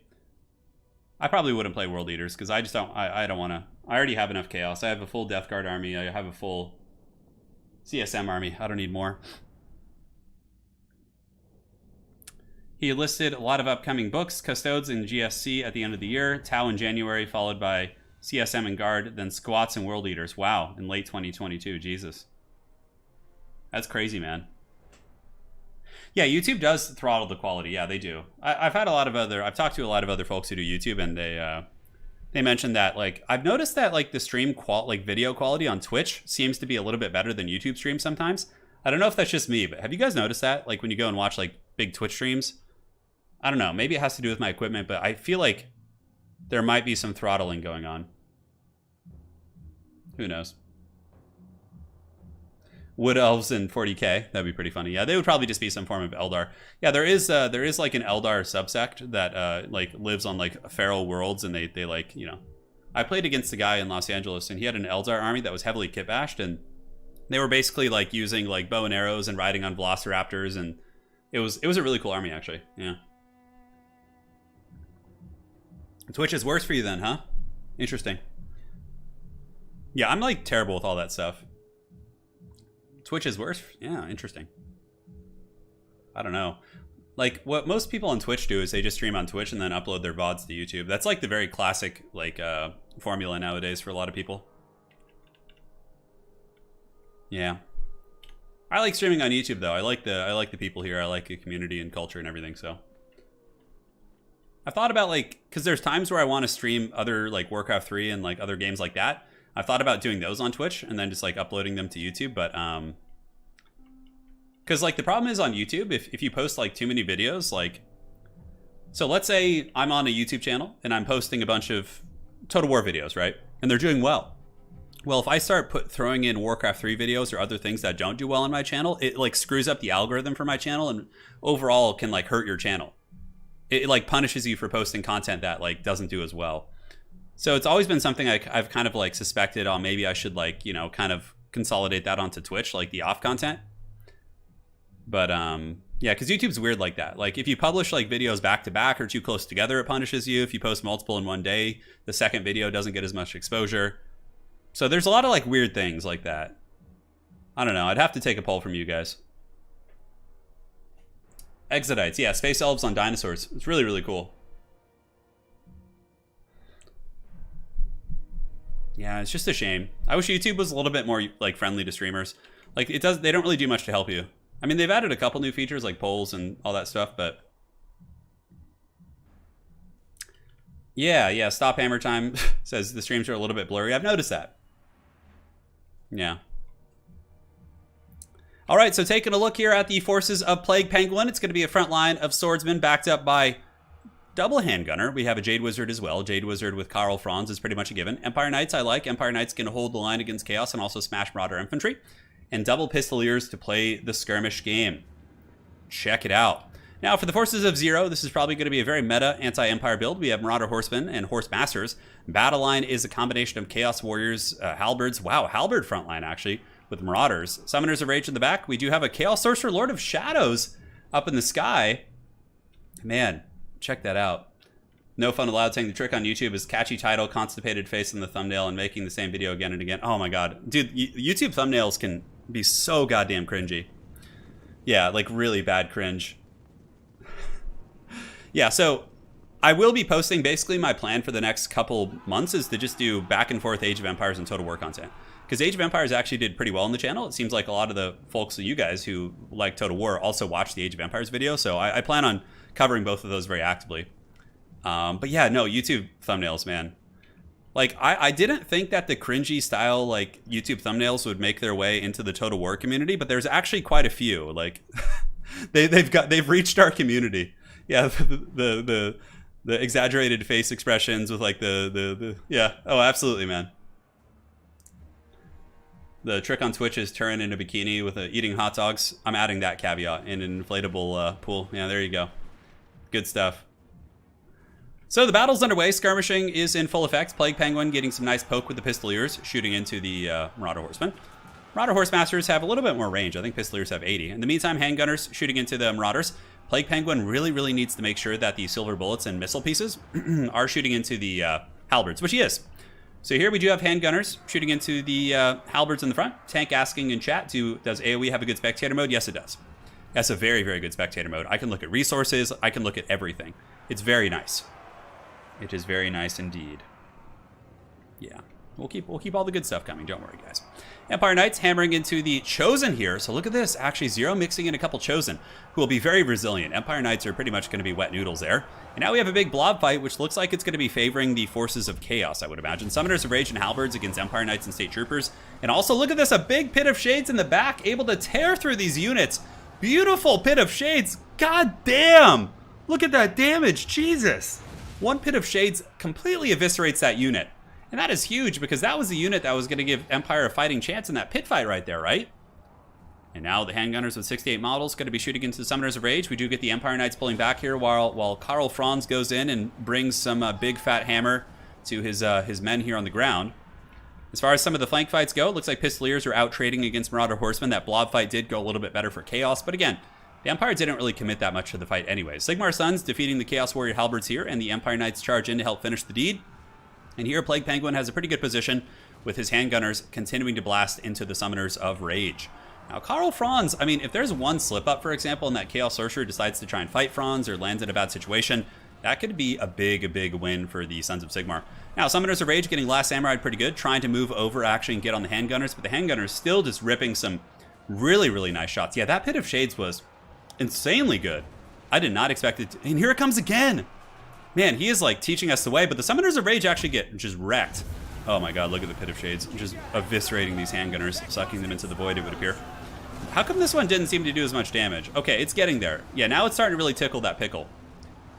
Yeah, will the Handgunner stabilize? It looks like they might just barely hold on with 1 leadership, 2 leadership. They do stabilize, probably going to turn and start shooting into the Chaos Sorcerer Lord or something.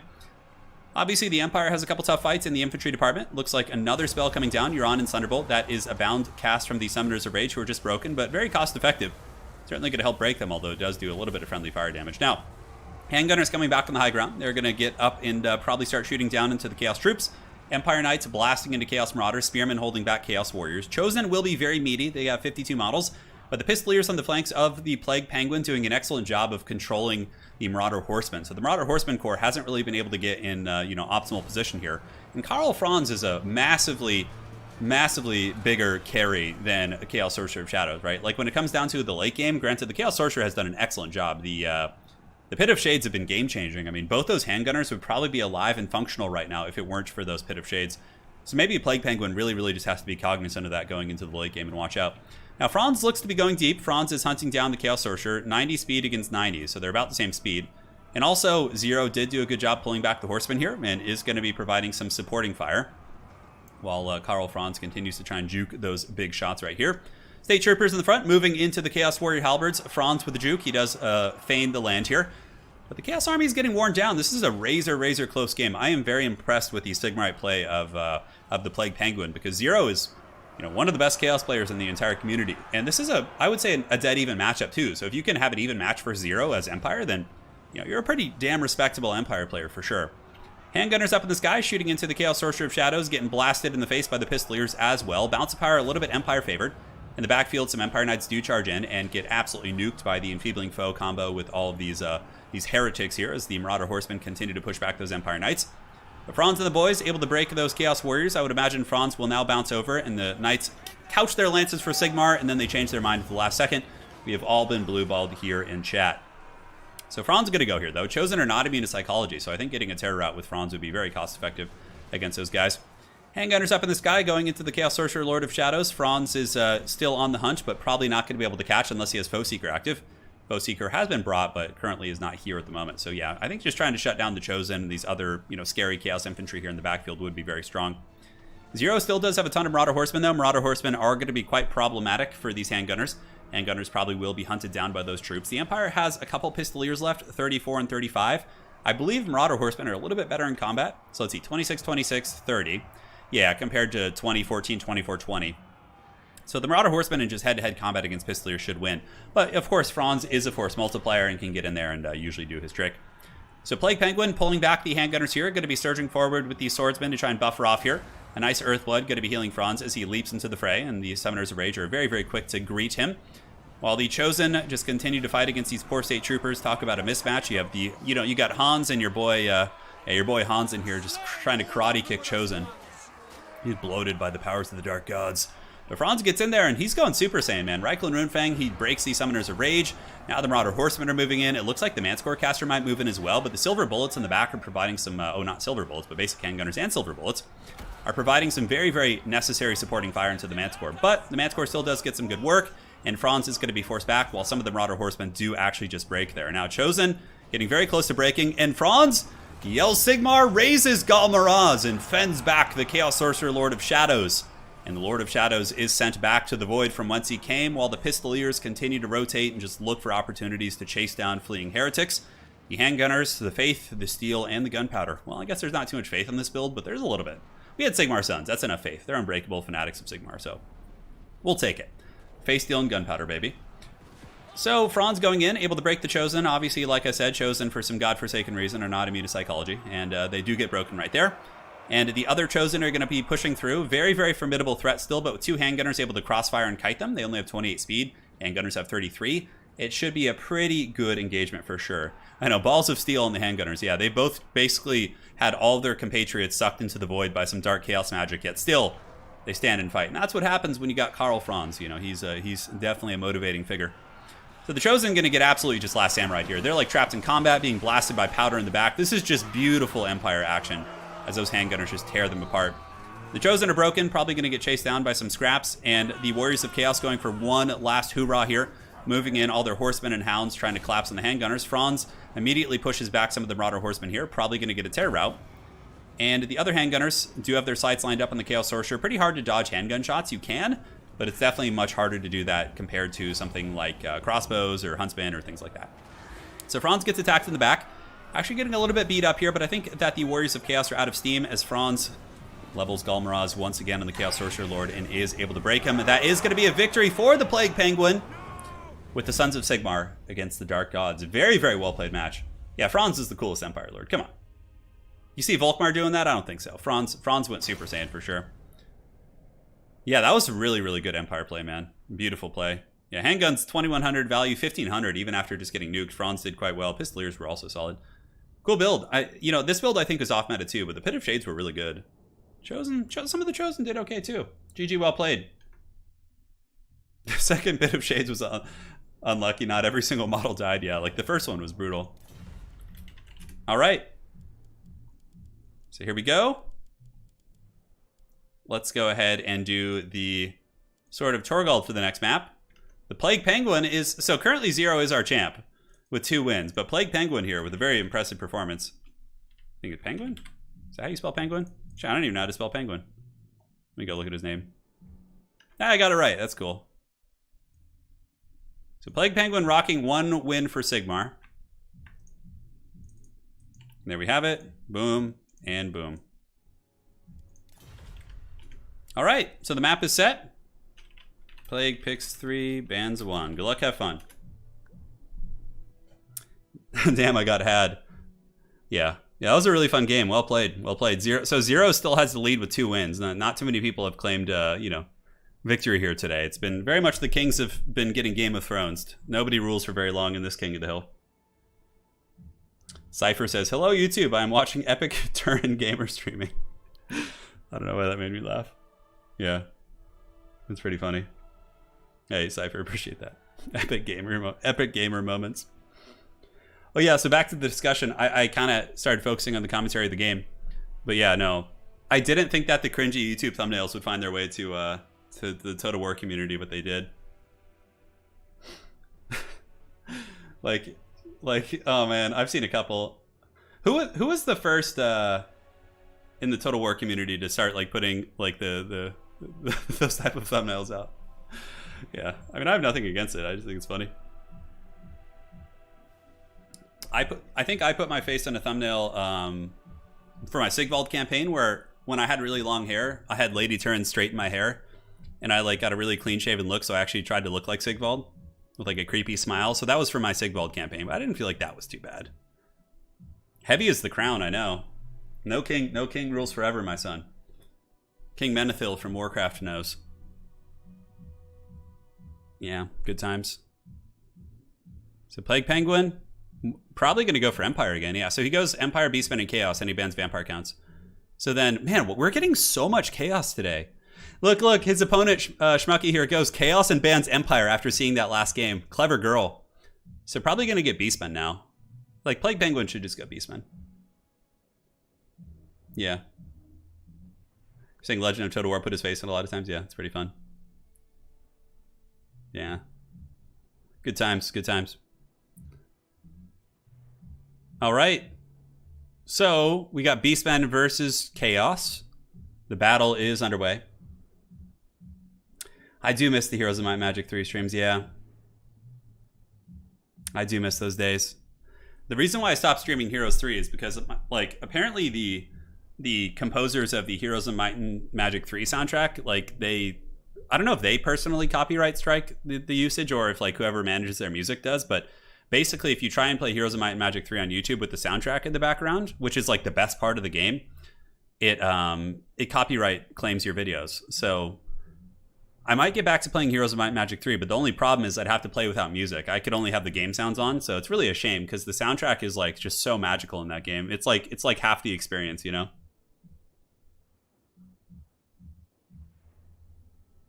No, yeah, we got Beastmen versus Chaos. It's a fun matchup. We actually saw this. I had a tournament the other day. Oh, where was it? Yeah, so in the ECL top 8, we had someone, I can't remember who it was, but they won with their Chaos against the Beastmen pretty decisively, actually. It was someone on the bottom side of the bracket. I can't remember. I love Warcraft 3 streams. I'm super stoked for more AoE. Yeah. Age of Empires 4 is really good. I really enjoyed it. I mean, as long as they continue to support the game and put out content for it, I think it can do very well. Like, obviously, trying to compare it to the success of Age of Empires 2 is tough because Age of Empires 2 has the nostalgia factor for everyone and it's been around forever. But I think Age of Empires 4 could put a dent, like a nice, you know, dent in the RTS esports community and do well. That's why I'm very excited for that. Yeah, the HOM 3 soundtrack is so good. Yeah. It's so good. Yeah, it's a shame. I mean, I could try again, but the last like 4 streams we did, Adam, they all got like copyright slammed. And like, but they don't like strike you, which is good. So there's a difference. Basically, if you have a soundtrack or like some sort of music that somebody, you know, owns and it's in your video, there's 3 options. They can ignore it and just not care. They can claim you, which means that the video stays up, but they take all the revenue from the video. So basically any money you make on that video through the YouTube monetization system, they get all that money. And the third option is the one that's really brutal. And that's the one where they copyright strike you, where they put a strike on your channel and you can usually like just remove the music and the strike will go away. But sometimes it gets a little bit complicated, but strikes are bad because if you get strikes affect you on the YouTube algorithm. If you get multiple strikes, your channel's deleted, like just get straight up deleted. So I think if you get 3 or something, I can't remember. But yeah, it's like what was happening to me is they were just claiming it. So basically, they just were getting the revenue from those videos, which is whatever, you know, it's fine. But I feel like YouTube's algorithm takes that into account. Like if you have a lot of things that are getting claimed, they're not going to share your videos as much. So you have to be careful for that kind of stuff. Are you worried about sieges in Total War 3? No. I'm not worried. I think it'll be fine. Yeah, so you're talking about the Holy Roman Empire and Age of Empires. Yeah, they're really good. Holy Roman Empire is like a really defensive faction where you get huge macro early on using your prelates, the early priests, to motivate your workers. Then you get early stone, you expand, you wall, you expand, you wall. You do like a slow push because Holy Roman Empire isn't really great at like map control. They're usually a little bit slower in terms of like they can play cavalry, but typically they're more of like a slow push faction where you slowly take control of the map and then like just push them down with big thick German infantry.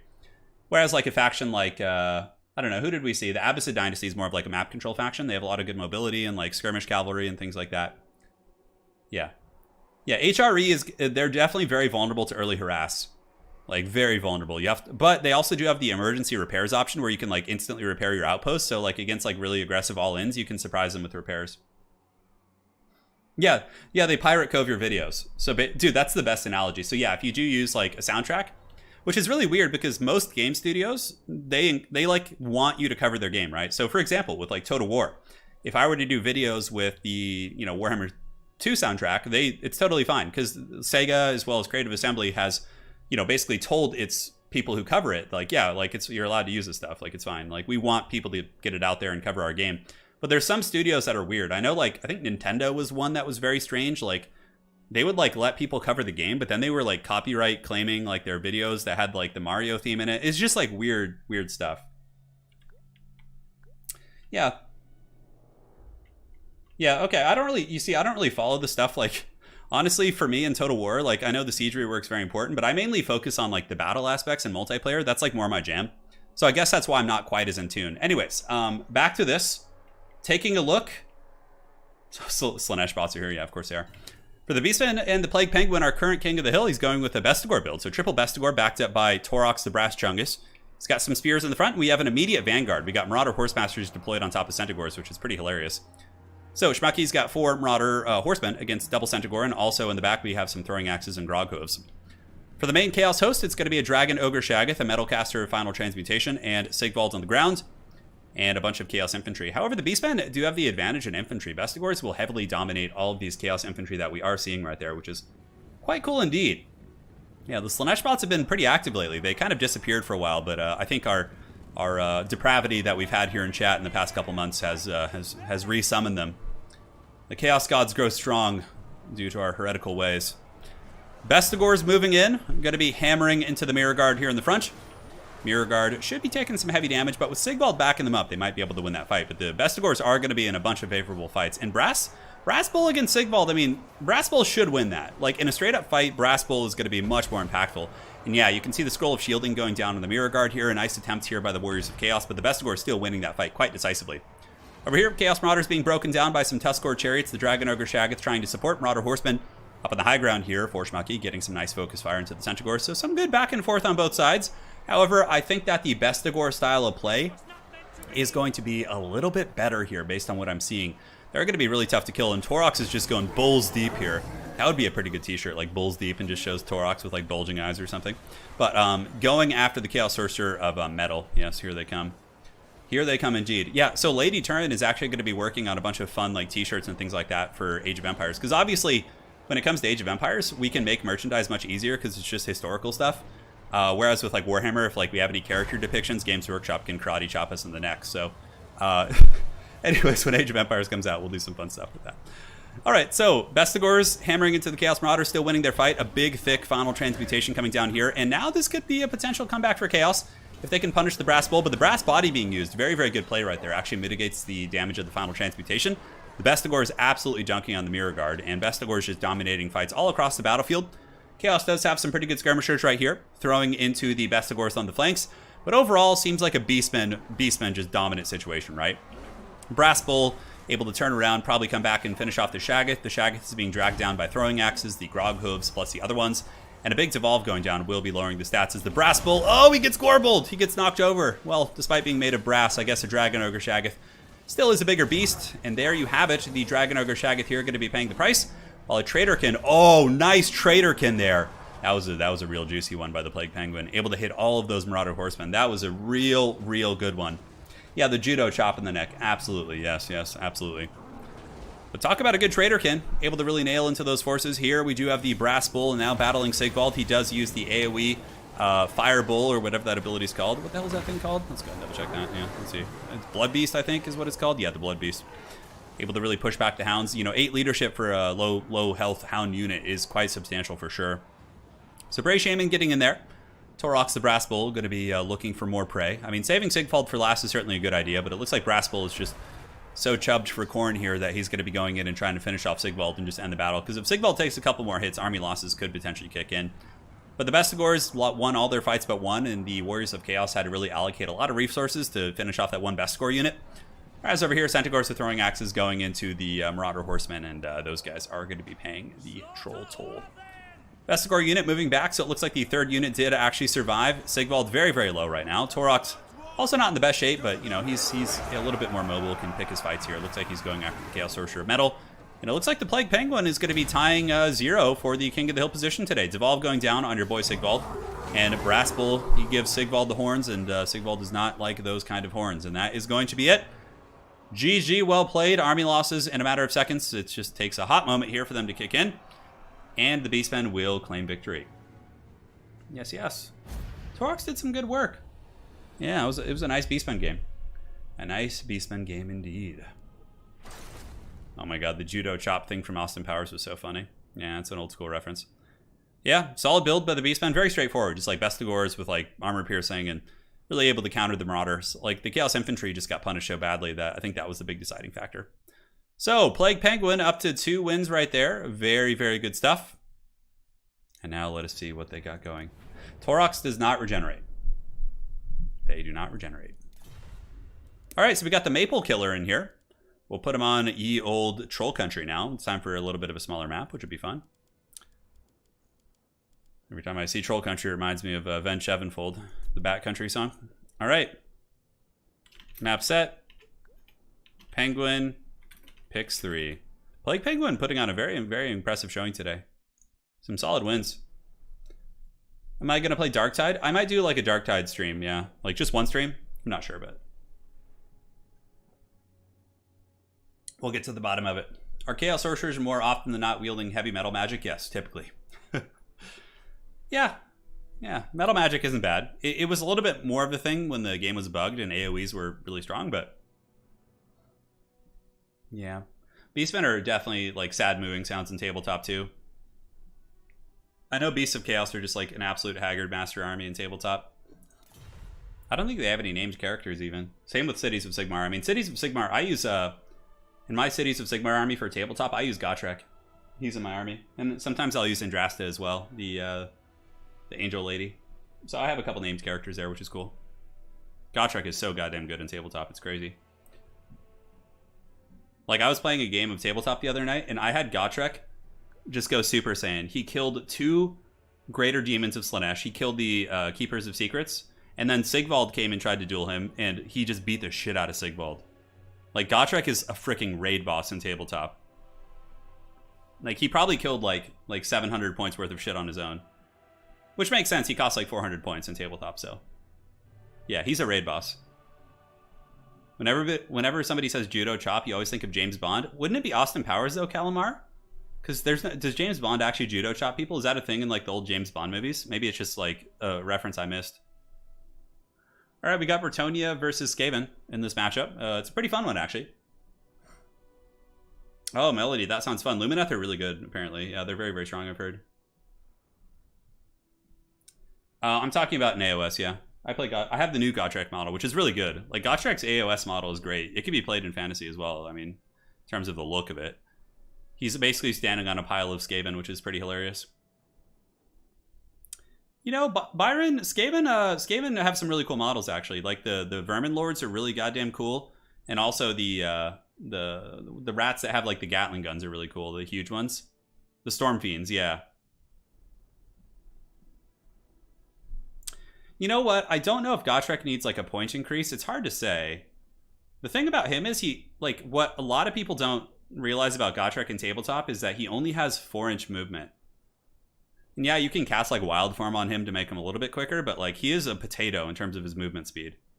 So like I played against some very strong AOS players as well who are like, you know, regularly do well in tournaments, and they typically just avoid him. Now you can get really lucky sometimes and get a mission where there's not very many like objectives and he could just like sit in the middle and win you the game, but typically you can avoid Gotrek. Yeah. Yeah.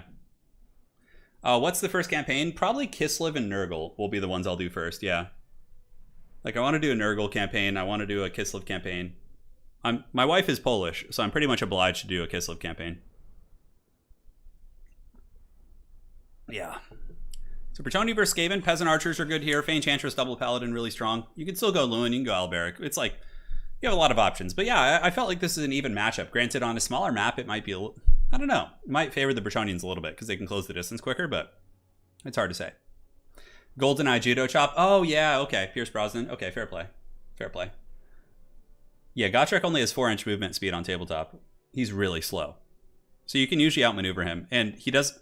Gotrek also has a special rule in tabletop where he's not allowed to be, like, deep struck. He has to start on the table and just move. So he's very, very slow.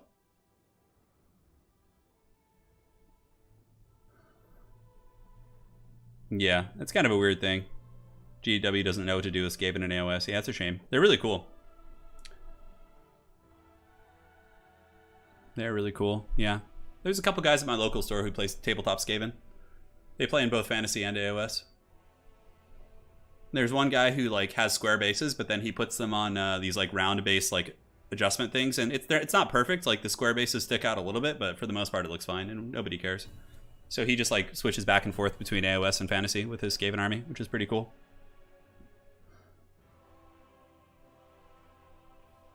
Not very fast for a dwarf. You'd think he'd be a little bit quicker since like Gotrek has like, you know, the Slayer thing going, and he's like, I'm pretty sure in AOS he's like a demigod, but you know, he's slow. Any Nurgle units you're looking forward to from tabletop? I really want to see like Putrid Blight Kings be added in. Like those like big scary Nurgle like chosen warriors, like the elite ones. I think that would be so goddamn cool. Yeah, like the Putrid Blight King models, you can go ahead and look those up. Just search Putrid Blight King. They're really badass. I hope they get added into the game somehow. You know, I've actually considered getting into the Lord of the Rings tabletop game. Like, I thought about making an Nazgul army, like playing the ring race and stuff. But like, there's not a lot of people that play around me. I don't think I've ever seen anyone playing that game. So that's been my big kind of dissuading factor, because like it's cool to collect and everything, but I like to play the games. So yeah, it's a shame. It's a shame. Am I starting to get used to the double turn? I still hate it. I still hate the double turn. I think it's dumb. But the double turn is like, I can see the appeal of it because it does like make the games more wild. Like I've seen games where someone's getting pounded and then they get a double turn and they come back and makes for a good game. So I see the appeal of it for like, also for like newer players. I've noticed like when a double turn happens, like they get very excited, right? They're like, oh yeah, like it's, but like in terms of competitive play, I feel like double turns are kind of like a little bit of BS. Like, I've seen so many games be decided by double turns, like, where it's like you have two great players playing. The first turns are even, and it's like a good game, and then somebody gets a double turn and just, like, steamrolls them. You know? It depends on the army. Like, if you're playing against a good Slanesh player and they go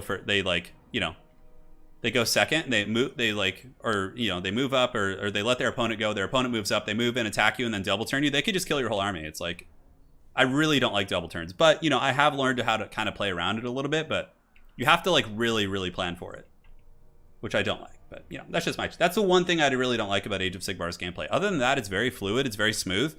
I like that there are like command abilities you can use on your opponent's turn, like redeploy. I think that's really cool, like how you have some counterplay when your opponent's playing. But generally, God, they piss me off. Yeah.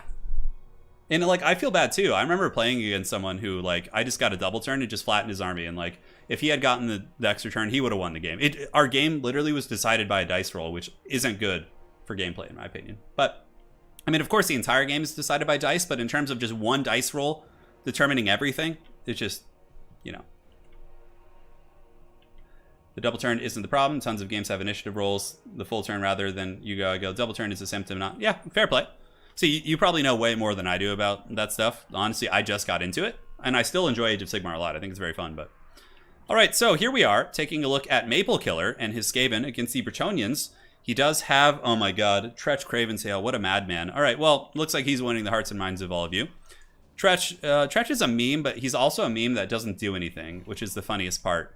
Aside from that, we have the dreaded pencil formation backed up by Clan Rats, Plague Priest Mortis Engine, Globadiers, Rattling Gunners, and Ixcha's Triads, and more Rattling Gunners in the flanks, with some Ogres in the backfield. So it is a Tretch build. Now, looking here at the Plague Penguin, it's a little bit off meta. Yeah, we got King Lewin, we got a Flying Paladin, and also a Manticore Summoner. Very, very cool. Very, very cool indeed. Battle Pilgrims into the Sunset. Peasant Bowmen with the Pox Arrows, Knights of the Realm. Sorry, I just had a massive hiccup right there. And more Knights of the Realm. Knights of the Realm and Knights Errant are all you really need against Skaven. Knights of the Realm defeat like all their monsters, and then, you know, Knights Errant are really good for chasing down infantry and really, really do their job. The God model problem is a bummer. Oh, are you talking about like people just having like huge like centerpiece models that just decide the game? That kind of is a thing in AOS, I've noticed. But, you know, my list, I run Gotrek, and he's able to effectively deal with those models, so it's not too bad for me, but... Yes. Yeah, I mean, Tretch is cheap-ish. I think, like, if you strip down all his abilities, he costs, like, I don't know, like, around 1,000 gold, so you got that going for you. I mean, still, like, Lewin will give him the business for sure. Mortars shooting in. Mortars are going to want to go into the Holy Wardens as well as the Men-at-Arms back here. The Tretch meta arise, yes. Good firepower from the Natty Bubos, able to rip into the Paladin. What's really good about shooting the Paladin here is that Plague Penguin's army has no healing. He didn't bring any sort of a healing caster, so he's going to have to deal with this the old-fashioned way. Now here on the flanks, Knights of the Realm going to discover some ogres in the trees. Looks like they're going to couch their lances, and both of them will have penalties for fighting in the bushes. But the Knights of the Realm should win this fight pretty decisively. The Rat Ogres immediately taking massive damage and giving very little damage back. A couple Knights of the Realm have gone down, but for the most part, the Ogres are going to start taking massive casualties. And the Maple Killer's army here is going to be collapsed on very badly. This looks like it's going to be a pretty quick game, unless there's some big change by the Skaven, because they're going to lose all their weapons teams in one fell swoop. So right now, Knights of the Realm are getting Last Samurai pretty good. Tretch is nearby. We do have the Ixcha's Triads from Maple Killer, or Eshin Triads. They need to get in there and help out. But yeah, like Jezzails and Mortars and Rattling Gunners should all be going down here. And the Ogres in the forest did get buckled. The front line is going to be losing like literally nothing. And the Skaven army is winning right now. The Plague Priest just getting massacred by King Lewin. Cavalry in the back going for Teethbreakers. What you need to do for Maple Killer is have like a bunch of Skaven Slaves and Ogres back here. Skaven Slave Spears, they buffer the charges, and then the Ogres countercharge. That's really what you need to do against Bretonnia. Also, like a Warp Lightning Cannon can be pretty effective. But in this case, that is probably going to be game blouses. I don't see it going well. Although Maple Killer does get a good charge here in the back. He had a couple Wolf Rats in the Vanguard, and they are able to feast on the Peasant Bowmen. So that's, 800 gold that he did get there. But losing 3 weapons teams is far worse. Rattling Gunners are not cheap. Mortars are not cheap. Also, the Plague Priest dying, like they're without a caster. So basically now it's just Tretch. He's like, stand alone. It's just Tretch listening to some, not Disturbed, some, goddamn, I always get that one wrong. I always thought that song, I Stand Alone, by Godsmack. Yes, Godsmack. Man, that band was, talk about like new metal. Anyways, Lewin charging in, getting the terror routes. The Skaven army is pretty much in mass exodus. Tretch has parted the Great Red Sea, and they are fleeing through the ocean, or the sea here. Yes, and there goes the Teethbreakers and the Poison Wind Mortars. A true Tretch army, yes, just abandoning all of his allies, letting the Bretonnians feast while he flees and makes great plays. So Tretch might be able to get the Paladin here. He might be able to do it. Maple Killer does have the Eshin Sorcerer as well. Yes, what a hero.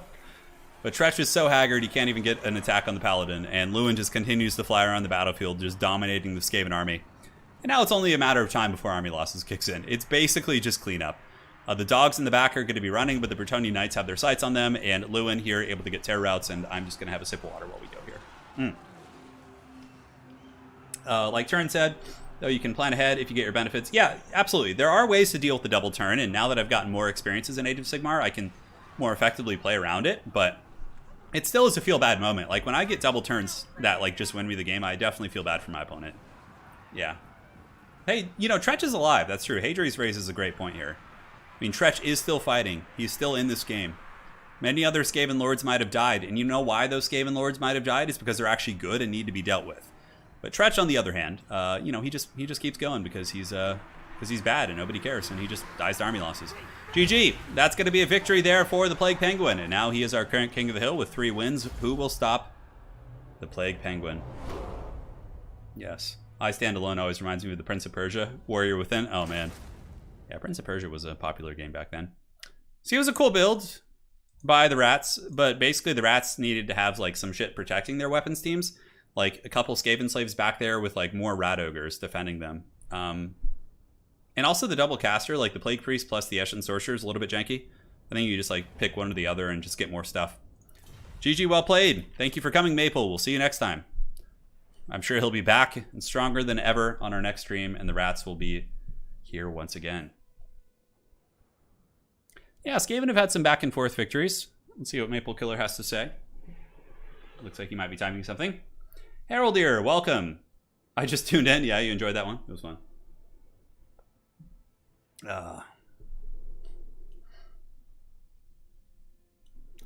Let's see what they got.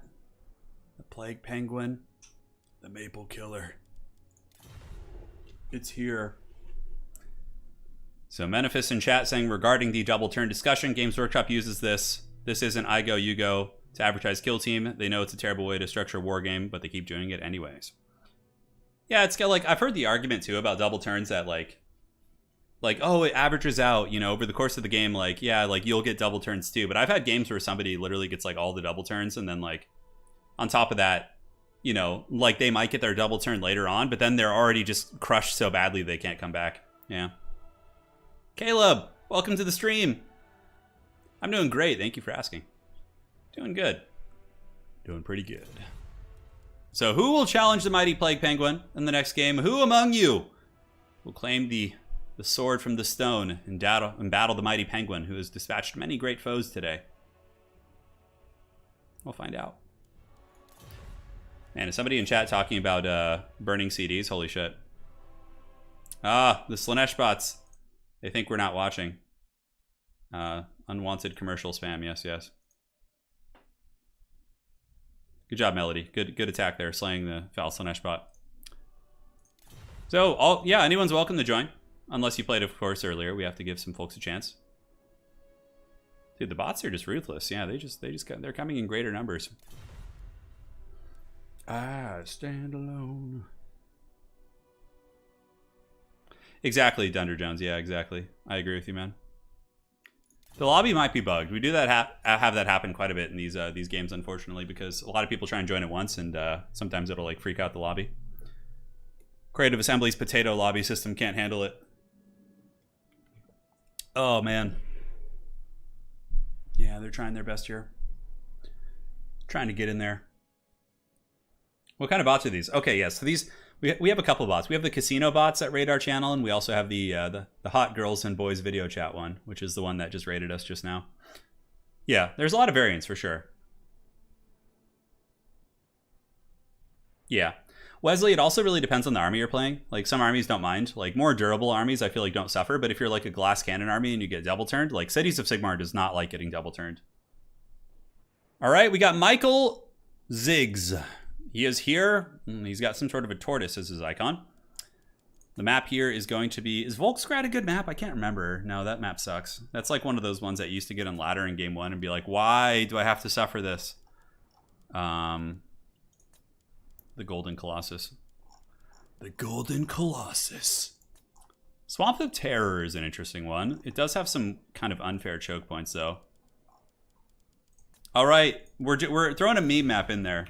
The dreaded Skilled is the map. Hopefully both these guys know what Skilled is. This is just like such a meme map. We actually had this in an Everchosen once. I can't remember who was actually battling in it, but it's just like, it's giant.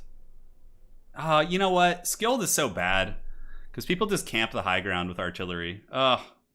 The password is 123. Anybody's welcome to join. Yeah. How about a Siege tournament one day? Maybe when we get Siege reworks. Right now, Siege battles are like super unfair. I mean, it still could be fun. Yeah, we still could do it. So Skilled is a giant map. It's like probably one of the biggest maps in the game. And it has 2 hills with a valley in the center. So often, like, whoever has better artillery just wins. And, you know, if the players don't know the map, then it's a little bit problematic. Plague picks 3, bans 1. All right, let's do it to it, man. Yeah, the casino bots gave up. Yeah, the casino bots have given up. Now it's just the Slanesh bots who do their thing. So we got Empire, Dwarves, and Vampire counts. Yeah, counts banning Lizardmen for Plague Penguin.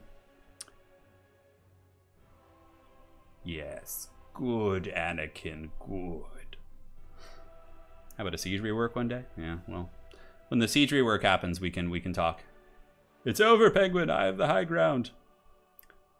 I mean, Empire and Dwarves are both very good on this map. They're both like artillery factions, right? So you can happily really take advantage of the high ground position.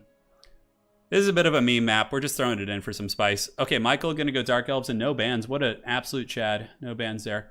Although honestly, Dark Elves are good against all three of those factions, so it doesn't really matter. Dark Elves theoretically counter Vampire counts. They're even against Empire, and against Dwarves, Dark Elves do pretty well. So, totally fine.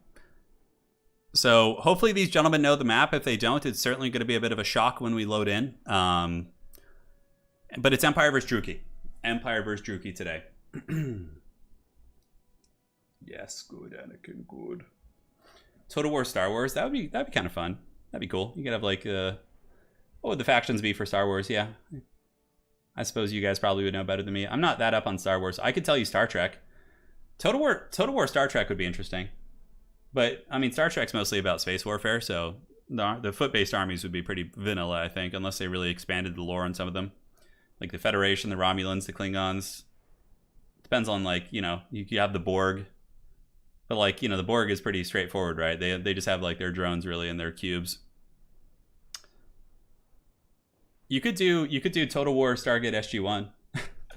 Or Stargate Total War. Yeah, you could have, like, the Jaffa. You could have the Goa'uld with the Jaffa. You could have the Free Jaffa.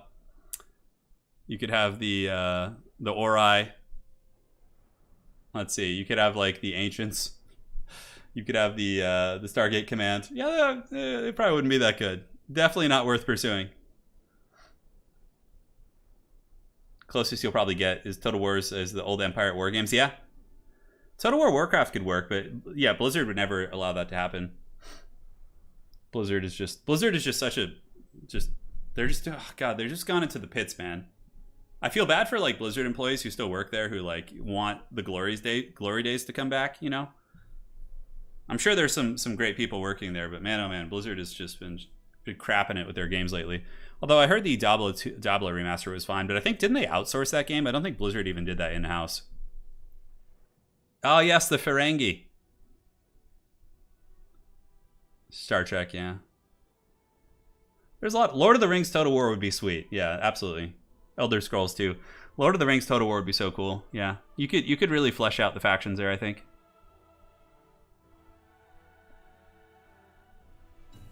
Yeah, I haven't really watched any of the new Star Trek shows. You know, Dune actually had a pretty good RTS game, Verity.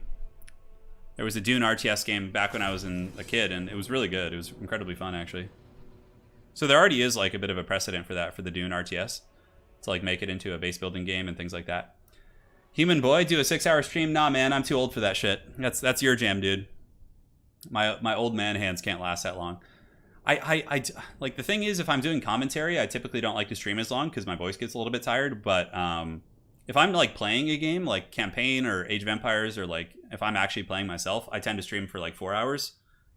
But if I'm like doing commentary, I like to keep it a little bit shorter. Yeah, DS9 had some good battles for sure. Like the whole Dominion, you know, Federation war was pretty good. Yeah. Dune 2000, was that when it was? Damn, dude, was that long ago? Yeah, Blizzard was always in the pits. We're finding out. Absolutely, but you know, Blizzard at one point did make good games though. But now they don't make good games, and they're also, you know, got a lot of other things going on. Twilight Saga, Total War. Oh yeah, we got werewolves. We got Team Edward versus Team what was the werewolf's name? It was like Jacob or something. Just an entire Total War game devoted to the angsty teenager battle between werewolves and vampires. Oh my god, that'd be so funny. Jesus, you guys are out of control today. Okay, so this is where they see the map and they're like, oh my god. So taking a look here at the Druki force, it's going to be Michael. Michael coming in with Dark Rider repeater crossbows, very good against Empire, can typically bring down the heavy cavalry and a number of other good targets. We do also have Harpies up in the sky. backed up by a bunch of Cold One Knights. So it's going to be 2 Cold One Knights, Dark Riders, Witch Elves, and it's going to be a Supreme Sorceress of Pendulum, maybe? Let's go ahead and see if Shadows. But it's going to be Enfeebling Foe and Withering and Melkots, actually. Candidate Assassin, Witch Elves, and that is it. And now for the Empire, they have the high ground position. Check that out. Yeah, time flies, man. Time flies indeed. Jacob was the best legendary lord. But Edward, he shines when the sun's on him, doesn't he? That's pretty OP. Bella's always sulking indecisively in the center of the map. No, Bella would be like the capture point. She would be the capture point in the middle, and the vampires and werewolves have to fight over her. All right, so it's going to be swordsman. Secondary line's going to be crossbowmen. Ooh, this is an OG build. Look at this. The quad crossbow. The Volkmar with a light wizard, a mortar, and that appears to be it. So, good luck, have fun, man. Good luck, have fun indeed. So will the Druchii unseat the Empire here today? We'll find out. Or will the Sons of Sigmar hold firm and do their business? Battlestar Galactica Total War. Probably not. There's not enough. I mean, you have the Cylons, you obviously have the humans. Yeah, but there's not enough like faction diversity, I don't think, in that universe. Yeah. Would definitely give a melee attack debuff with all the sparkling. Yeah, exactly. Jacob, keep your shirt on. Oh man. Like I haven't like dressed up like properly probably in like a year, you know, just like working from home and with Rona and just like white t-shirts and just shorts every day. That's it. White the t-shirt just like stained with like spaghetti sauce and just food from the previous nights. I've just become such a creature. Oh my god. All right, so the battle is underway. Sons of Sigmar are going to advance down the hill, getting ready to push up and potentially cause some problems. We'll find out. Now, the high ground advantage is still here because, you know, whichever faction has to push up the hill based on the mortar and artillery is going to be a pretty big deal. We do have some Harpies from Michael that are vanguarded in the shadow realm of the map. The mortar teams are moving up to attack, and the Druchii will attack. They're going to have to move up. They could obviously, you know, go up and around here and push around the back of the Empire army. There are a couple of other options. What does game blouses mean? Okay, so that's a reference from 2005. There was a TV show in America. I'm sure it was all over the world, but the Dave Chappelle Show. So basically, Dave Chappelle and Charlie Murphy are like telling a story of when Eddie Murphy and Charlie Murphy and the whole crew was invited to Prince's house, Prince the musician, to play a game of basketball. And apparently, like, it's a whole comedy sketch. It's super funny. But apparently Prince and, like, his more, you know, his team was able to just crush the Murphys in basketball. And after the game was won, Prince, like, in the comedy sketch says, game, blouses. Because when Prince is playing the game of basketball, he's wearing a blouse. And, like, you know, Charlie Murphy's, like, making fun of him for wearing a blouse. And then, like, just out of spite at the end of the game after Prince defeats him in basketball, he says, game, blouses. Like, just, you know, as a joke. So it's a reference I incorporate a lot. It's just, it's so good. Yeah, Chappelle Show was when I was in high school, man. Oh, yeah, F your couch thing is so funny. Oh, my God. So one of my close friends, Paul, who I was, we used to watch the Chappelle Show a lot. I played Warcraft 3 with him the other day on stream. But we were actually at a house party once, and and he stomped the guy's couch pretty hard. I don't know, the guy like trolled him somehow, and Paul went outside and got like mud on his boots and like stomped the guy's couch and recreated the Chappelle skit. It was like the funniest thing ever. I remember I was like crying tears of laughter. It was the exact same thing, dude. Oh man. Oh god. 2006, what a wild year. Delicious water. Yeah. Hopefully that explanation was good. You should go check it out though. The Dave Chappelle Prince skit. That one and the Rick James skit are like just the funniest things on the planet. Yeah. Just hilarious, dude. So the Empire does have the high ground. They have Volkmar the Grim also pimp rolling down the hill, and he's going to be pushing into the Candidate Assassin. Looks like the mortars are going into the Witch Elves initially. The Dark Elf Cavalry have a nice little concave, but the Empire Spearmen are shielded, so they're not going to take too much damage. Also, the Empire Crossbowmen should be able to outrange the Dark Riders, or at least match their range and deal with them pretty effectively. But Volkmar going in with his pimp wagon, going to be running over the Candidate Assassin. Immediately, the Supreme Sorceress moves in with Web of Shadows being activated to slow down Volkmar. Volkmar taking a little bit of work, but Soulfire Bombardment probably will wreck the Hellebronai, the chillest of the 420 elves. So there they go. Get blasted into another dimension. Talk about a cost-effective play. Now, in the backfield, will the Plague Penguin's backfield be compromised? We have repeater crossbows, we have harpies, we have a couple other harassing pieces. And the repeater crossbows here for Michael are getting some nice shots into the Empire Knights, and now they're going to be forced to pull back. But imagine maybe the harpies will attack him in the back and try and do something here. Oh god, I'm going to sneeze. Oh, hold on. Oh no! Fight it! There. Okay, it could happen at any second. I'm going to... God damn. Do my best to get away from the microphone. I'm sorry, I like turned away at the last second. Hopefully it wasn't too disruptive. Anyways, up here, Empire Knights are kind of just being dragged through the mud. This is some good play by the Druki in the back. However, the frontline fighting seems to be going pretty well for most of the State Troopers, as they do have the high ground advantage. But some of the Coldwood Knights have been able to kind of slip through the crack. But look at this, very, very good net coming down from the Plague Penguin. Going to be dropping a fat net right there. And then all of the halberds and the crossbows are going to be surging up to deal with that threat. It's a very good scrappy fight so far. Volkmar the Grim has actually jumped and just hammered in to the Canid Assassin. God damn, that Canid Assassin got destroyed. Look at that. I'm sorry, guys. I tried to get away from the mic. I tried. I did a full 360 spin. It was pretty swift. So here, the Coldwood Knights do get taken apart by some of the halberds. The halberds moving up and prison shanking some of these fine gentlemen. These Coldwood Knights are pushed back. Balance power pretty Sigmarite favored. We do get a Harpy all in, so the Harpies do jump on top of the crossbowmen, backed up by some Dark Riders, but the Empire Knights and Volkmar are going to have something to say about that. Big fat banishment dropped on the Dread Spears. And most of the Dark Elf forces seem to be on the run, although some good micro here from Michael. He's able to get away from these Empire Knights and partially shut down the mortar in the back, while the repeater crossbows up on the high ground continue to blast into the Empire Knights. Doing some good work. Yes, the Haggard sneeze. It's crazy, man. Yeah, the sneeze definitely makes you feel better. I've been having, a fair amount of allergies lately, so it does help. It does help indeed. Although I'll be starting on allergy immunization soon. By the way, has anybody in chat actually had bad allergies and gone through the immunization process, getting allergy shots and had improvement? I'm quite curious. I've heard mixed things about it. Yes, yes. So, battle still looking quite good for Sigmar. Dread Spear is not quite able to get past the State Troopers. Mortar team seems to be unstabilized in the back, and the repeater crossbows are now shooting into what appears to be some State Troopers, trying to get these Blackheart Corsairs up the hill. But really, with Volkmar just going so ham on the rest of the battlefield, I don't see things going too well. Hey, Per Svensson, thank you so much. Bless you for holding some awesome Warhammer 2 tournaments. Always enjoyable content. Hey, thank you, man. Appreciate that. Thank you, Svensson. That is very kind of you. Yeah, Chappelle Show is quite funny for sure. Definitely recommend checking it out. Now, looking around the battlefield, the Empire has stabilized a couple crossbowmen. We have Crossies here. We have some here. We got 68 and a unit of 63 here, who appears to going to be, they're going to be having to fight these Blackheart Corsairs. Corsairs are quite good against State Troopers, very quick. They have 44 speed, and on top of that, they're armored, so they can trade well with swordsmen and spearmen, and also should be able to eviscerate many of these crossbowmen as they're going to be chasing. However, halberds aren't a bad answer against them. Halberds have a higher model count. They do also have armor piercing, so they can get through that 80 armor somewhat effectively. So the State Troopers of Sigmar will pile in, and the halberds should be able to fight back against the Blackheart Corsairs. We'll certainly see how that moves.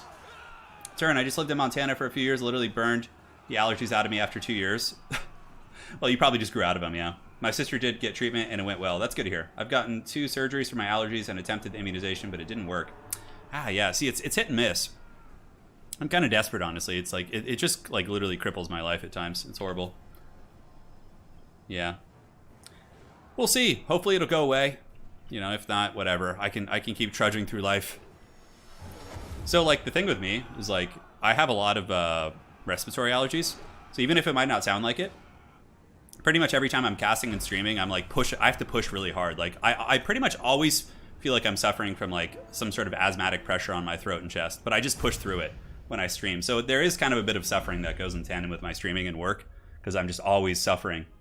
So I'd like to find a cure to that, just so I can talk normally and not have to really literally strain myself to speak for long periods of time. All right. So that is going to be victory, and I think with that, we will call it a victory for the Plague Penguin with 4 wins. And now we're going to be going on to the King of the Hill. So Plague Penguin with some very nice performances today, showing us how the Sigmarites have done it. So now it is time for the FFA. Yes, yes. All right. GG, well played. FFA time. Gonna remake. Feel free to join. All right, so I told Plague Penguin he's more than welcome to rejoin. He is today's winner on the King of the Hill. Now we have the dreaded Turin FFA to close out the stream. Passwords 123, and I'll be playing because I feel like playing. Well played, Michael. Yes, indeed. Turin Palpatine confirmed. Yeah, it sucks, dude. I'm like constantly suffering. Yeah, I don't even know what it is either. Melody Wallace, he suffers for us. I do. I'm the Shroud of Turin. I'm a biblical figure now. All right, so let's load in. Let's have some fun. We're going to be on the Lost Temple for the first map. And anyone's welcome to join. Fire it up. I took allergy shots for 3 years, 2 shots a week, and now I'm perfectly fine. Good results. I'm glad to hear that. Glad to hear that. Yeah. In my experience, I'm pretty vulnerable to like smells and things like that. Sometimes like if somebody has like heavy cologne or perfume on, or like, you know, certain like scents, they really like irritate me. Yeah. I'm just overall cursed because like both my parents have like allergies on their side, and I just inherited the worst of like both sides. So I just kind of I got karate chopped in that regard. Yeah, it is what it is though, man. Like, a lot of laundry detergents bother me too. I have to be like super picky about it. It just sucks, man. It's such a piece of shit. God, it gets me so angry to talk about. Vajatron's like, at last I got in. Hey, very good, man. All right, so go ahead and do your thing. We will play High Elves this game because I feel like High Elves don't get a lot of love, so we're going to give them some action here. And let's do it. And I'm not going to go with what you'd think. Yeah. How can you put a message considering... Oh, so basically if you're a channel member, so if you're a member of the channel for a period of time, it allows you to post a message every now and then. Like a donation style message, yeah. Which is pretty neat. Yeah, I haven't done... I've done... I don't have a lot of allergies to food. It's mostly environmental. The only food I'm allergic to really is apples, which is very strange. So if I have apples or... I have a minor dairy allergy, but I can have it, but I just avoid it anyways, yeah. Oh my god, there's some squirrel going just absolutely apeshit outside. You hear that thing, guys? Jesus. It's ferocious. A ferocious killer.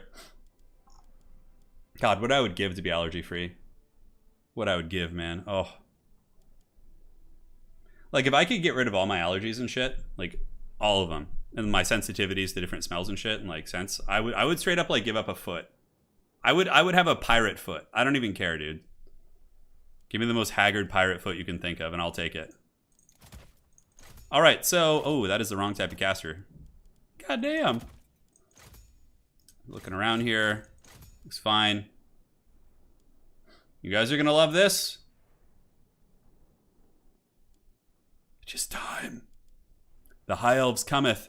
Oh, you guys can totally see who I'm picking, by the way. But at least, as long as, you know, the other folks can't. I'll put unit caps on too. Hey, Horus Heresy, thank you so much, man, for being a channel member. Appreciate you. For 18 months, dude. Damn, that's a deep membership. I have no idea, Nick. We'll find out. We'll find out tomorrow, actually. I got my appointment, so. Aside from this, let's go with you. And you. God, elves are just such an expensive army, man. Like, they're just, like, everything is so pricey. So who do I not want to fight? Lizards are kind of a tricky pickle for sure. We can get a Narnia chariot maybe. That could be fun as well. Cut this, 114 Gs. God, why are you so expensive? Why are the elves just so pricey? It's just everything is just an arm and a leg here. Reavers are 550, so I can get one of those as well. All right, I'm ready. Let's fire this beast up. Bubba's Big Blast. See, 2 years in a month. Just, dude, 25 months, Bubba. God damn. Yeah, look at that. All the messages are coming in. I love it. Michael Crawford. He has the Mighty Kolak icon.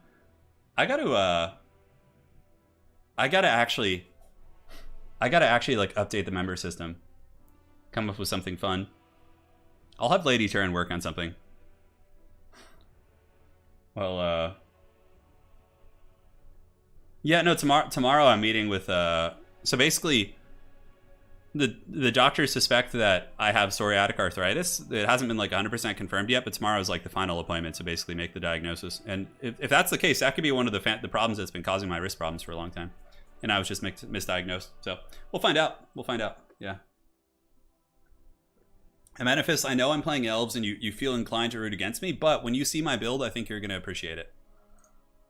Oh shit, how am I going to deal with that? Who has good air forces here? Okay, Empire might have a good air force, but overall I think I should be fine. overall, I should be fine. Yeah, that's good. All right. Let's fire it up, man. Let's fire it up. You know what? I think I have a fun idea. So we'll cut one of you, get another one of you guys.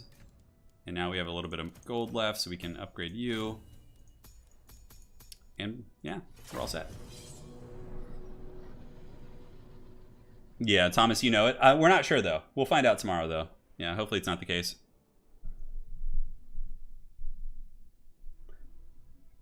Nurgle hates most people in this street. Yeah. Yeah, Katam, absolutely, man. Absolutely. That's basically been my, like, past 9 years of my life. Tempest could be good, but I'm going a little bit deeper in another realm. Guys, the mighty Lord of Dragons, Imric, with all of his gear, are here. No, I think my hands will get better. Like, the surgeries I got did help me a lot because I did have nerve impingement. That was diagnosed when the surgeon did the surgery. He saw it. So I did have severe nerve impingement, but there's still a pain that I get. Like, that's pretty consistent. So, like, my hands are better than they were before I had the 2 surgeries on my carpal and ulnar tunnels, but it's still not solved, and I still can't, like, improve. I'm still kind of, like, plateaued, so we're looking at this, basically. Wookiee is a terrifying beast, absolutely. He is a frightening creature of the abyss.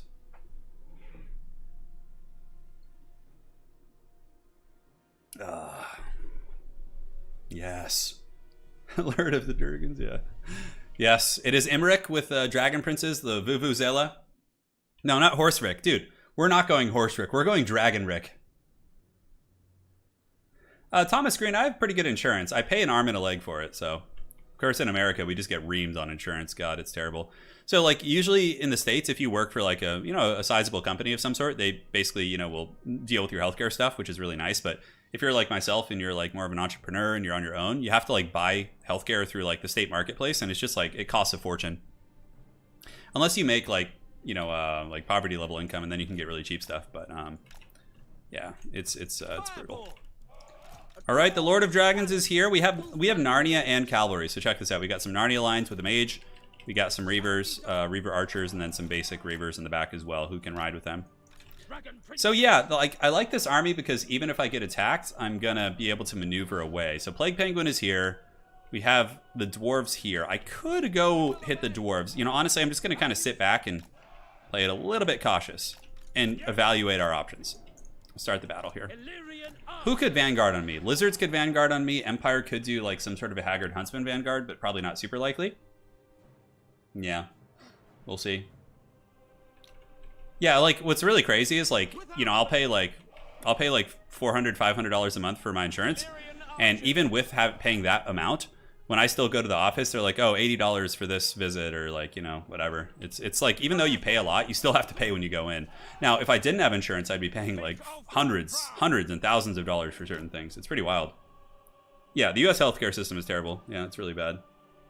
I mean, we have really good healthcare professionals. Like, our doctors in America are great in my experience. Like, I usually go to UCLA for most of my doctors, and they're like awesome. Like, really good, really engaged, nice people, very professional. But the system with which insurance is provided is the problem. Like, our insurance system is just so bad. Yeah. All right. So, I thought I hit start battle. Didn't I click that? Oh. I thought I did. Oh, well. Imric, the Lord of Dragons, comes to claim victory. He will get his... Oh, Dragonhorn only has 3 charges. I'm pretty sure that Homeboy's Thorax has infinite charges. I don't know why Imric's has only 3. Vote for Boris and get free regrowths, yeah. Well, Boris does heal himself, so, perhaps he's got a little bit of, healthcare going on there. Yeah, quality of healthcare in the US is top tier, but the access to it is rough. Exactly, it's the perfect analogy. So yeah, no, I don't want anything to do with that artillery, so we're just going to move over this way. He's got, look, he's literally has the war white, like the black lions, just waiting and looking at my army. Lizards are honestly our best foe, but like the dwarves are here too, and that's kind of a pain. Oh my god, the Royal Dowie Air Force is coming for me. Jesus, man. Oh, this is not good. Okay, my Reaver archers need to go start shooting here because I don't want Imric to fight gyrocopters. It's not like a great fight. That's like 5 gyros, guys. Jesus, man. I literally have nowhere to go. I'm just gonna go like hide back here for now. And my archers should be able to put some hurt on his gyros. At least I brought some. This game is not gonna go well for me. I need the lizards to collapse on that side, and then I need to like flank. Okay, the gyros are still on their way. He's got a ton of gyro bombers also. That's gonna be some mean damage. Thankfully, I do have a regrowth, and I am like occupying some of his ammo here. Okay, let's move through the trees, move through the trees. Oh god, this is not going well. This is not going well. So here we come. Yeah, we got to sandwich this Empire player. This is like, it's just gonna be a mad dash for points right now because if I try and take on the Lord of Gyros by myself, I'm just gonna lose. He's just gonna be throwing Greek sandwiches at me, and I'm gonna be just getting owned. Yeah, God, look at the firepower, Jesus, man. All right, moving and grooving. We're gonna get the fat rear charge here. He does have demis in the backfield, but I think with Vuvuzela plus Imric, we should be okay. And just keep these guys at bay, basically, is the plan. I just need to keep them from getting on Imric, and we just like ignore the dwarves. Okay, lizards need to get a little bit closer. I don't want to be the first one to like get in there and have to like do the fighting. Come on, Reavers, I need you to hold a little bit longer. I know you're at 9 leadership and it's not going well, but... Okay, the lizards have emerged in the front. They're about to engage the state troopers. Now we can send up our cavalry. Let's take them out of a locked group so it's a little bit smoother. And now you guys like hide in the trees and just keep shooting arrows at them. All right, here comes nothing. Here comes nothing. We're moving. Fireborn are here. Dragon Princes are here. Let's go ahead and get you in group 5 and send you over there. Let's position. Need to get those Fireborn in position. We got Imric coming in. Chariots are basically just gonna like push through and just try and hammer these guys down, which should be fine. Heavy firepower, it's fine. We're taking a little bit of poke, to be expected. Lion Chariots are pretty durable though, so we should be fine. The cavalry just kind of hanging out, and here comes the first charge. Looks like there's going to be a big shot going in on Imric there. He takes some work. Now let's pull back with these guys, get the princes ready to go, and the archers need to get ready to party too. All right, so Dragon Princes, boom. Let's go for it. Let's go for it. Lord of Dragons, pop the horn, and get these guys going in as well. All right, so 1 unit of demis definitely took a little bit of a hammering. And now our chariots need to circle back in, and we need to drop a fat heal on the boys here. All right, cavalry, go get on those handgunners here. Chariots pull across. Unfortunately, I think he's trying to kill Imric, which is a little bit of a shame. Lord of Dragons, let's pop that on those demis there to make him a little bit less formidable. Yeah, he's just going all in to cheese Imric, which is unfortunate. I don't know how Imric got back up in the sky, but let's go ahead and just like hunt down these gyros now. That just happens sometimes. It's very strange. All right, get on the handgunners, pull these chariots back, keep fighting the good fight. Unfortunately, Imric is getting cheesed, so I need to make sure Imric stays alive. Yeah, he was able to get one of those things. Okay, let's bounce over here. Get the 2 archers shooting there. Chariots pull back. Dragon Princes can retreat. And I basically just have to use everything to keep Imric alive here. Yeah, because I'm getting focused by a lot of shit. Okay, let's overcast a regrowth. I knew I should have brought that damned Tempest. All right, moving across the back. Imric does get the heal. Let's get him over here. Why am I slowed right now? Oh, I'm suppressed or something? Okay, that's what it is. All right, we got to try and scrap points. We're definitely getting owned pretty bad. Let's go get on these guns here. And the Dragon Princes, the Dwarves are coming. We'll pull the Princes down around the side and see if we can get any free value. And Imric's going to get into the trees, hopefully, just so he's forgotten about. Looks like one of the gyro bombers did do some work, but Imric will just hide in the trees and potentially get the caster. All right, so the Lion Chariots have gotten in, which is good. Some of them do get a little bit caught up, but let's kind of keep drifting through. Looks like most of them did escape. The Demogryph Knights are being focused on pretty heavily now. Okay, Imric lives, which is pretty lucky for me. Hammer down these red-crested skinks. Chariots keep accruing value. We're in a rock-hard last place right now, but you know what? It's okay. I'm feeling all right. Lord of Dragons maybe just comes and like drifts around this side. Oh, did I forget to remove the scorecard? Hold on. Shit. All right. Thank you. Okay, now you can see the score. I'm sorry, guys. Yeah, that was from the King of the Hill, obviously. So Golden Riders are battling. We'll have a horn here soon. You can drop a Earthblood here. Might as well. Imric's not healing capped yet, so should be able to get some good work in. Let's drop a Breath Attack on these demis and see if we can get any value. And the Dragon Princes here on the flank did okay, but it looks like they got a little bit swarmed, and I kind of lost track of them. We have some elite cavalry here, and the Reaver Cav need to come around there. So those demis actually took a lot of damage. We might be able to get Marcus now. We'll see. Come, my princes. And how are we doing against the Colden Riders? Honestly, the Chariots probably will win that fight, which is pretty funny. I can't quite land yet. There's a lot of vulnerabilities here, but I don't want to get demied. I don't want to just get, like, demigriffed on the ground. Demis are pretty trapped up. You know what? Let's go for it. Let's pop Lord of Dragons. See what we can do. Pop the Star Lance. And see if we can pop that character. Alright. Bring him in. Bring in the big dragon. Do we get the attack? Nope, we missed horribly, which is pretty funny. But the lizards actually unintentionally screened for us. Oh, my caster's dying over here. Oh, the gyros just cheesed my caster. Oh no. We're out of steam now. Alright, Emmerich. I'm sorry. You're gonna have to just go without heals. Vuvuzela, pop it in the deep one more time. Okay, if this little caster wants to fight, you know what? Let's just stay and fight. Like, screw it, man. Screw it. Do we have any cavalry here? Let's just pull back. Let's get the Narnia chariots in the back here. Go charge those black lions. Okay, at least Emmerich is going out like a champ. He did punish that Empire Lifecaster. Marcus is gonna probably finish him off, though. Ah, damn, man. Those gyros have just been my bane this game. Have just been my absolute bane. Hey, Horus Heresy, thanks for the donation. Sorry about that, man. Okay, Emmerich was a disappointment, as he pretty much always is. Plague Penguin's doing very good. The Dwarves, I don't know what kind of chances they'll have. God, I should have just brought Tempest. It would have been a completely different game. I got greedy. I wanted the Earthblood to heal my princes also, you know? We'll scrap and do what we can. Let's go get this Lifecaster. Yeah, we'll try and get some points there. Just hide you guys in the trees. We have to just hide what little scraps we have. Marcus Solfart's getting hunted. He's probably not going to be long for this Earth. I don't know. Can the Dwarves catch up? They might get Last Man Standing. Do they have anything like juicy for us to go after? I think it's just mainly Master Engineers and things like that. Go get those guys. Narnia chariots hiding in the bushes. Let's get on the skink cohorts. And you guys looking around for some sweet, sweet goodness. The double Master Engineer is really strong because you can give the gyros extra ammo, extra powder. We'll jump on these red-crested skinks. Here we go. All right. There we have it. Charging into the red-crested skinks. Getting a little bit of value. Not too much. Points are points. Up in the high ground, yeah, the Dragon Princes should be able to take out the skink cohorts and more princes here. Poor Emmerich. You know, he wasn't destined to do well. Oh, this is actually a good opportunity. It looks like he accidentally landed some gyros, so we could probably kill it. Or at least surround it. How are the chariots doing here? Oh, it looks like they took out those skinks, which is nice. Cool, so yeah, we got an attack here on the gyros. I have a feeling the other gyros will be able to save it, but we'll find out. We're going to keep pursuing here. Trying to make the fight happen. And those skinks have been punished, so let's pull you guys back. These princes need to come out of the trees. Yeah, unfortunately one of my cavalry units got broken, so I don't really have enough to stop the gyros. Although one gyro bomber is getting escorted off, which is nice. Every bit of value we can get there is good.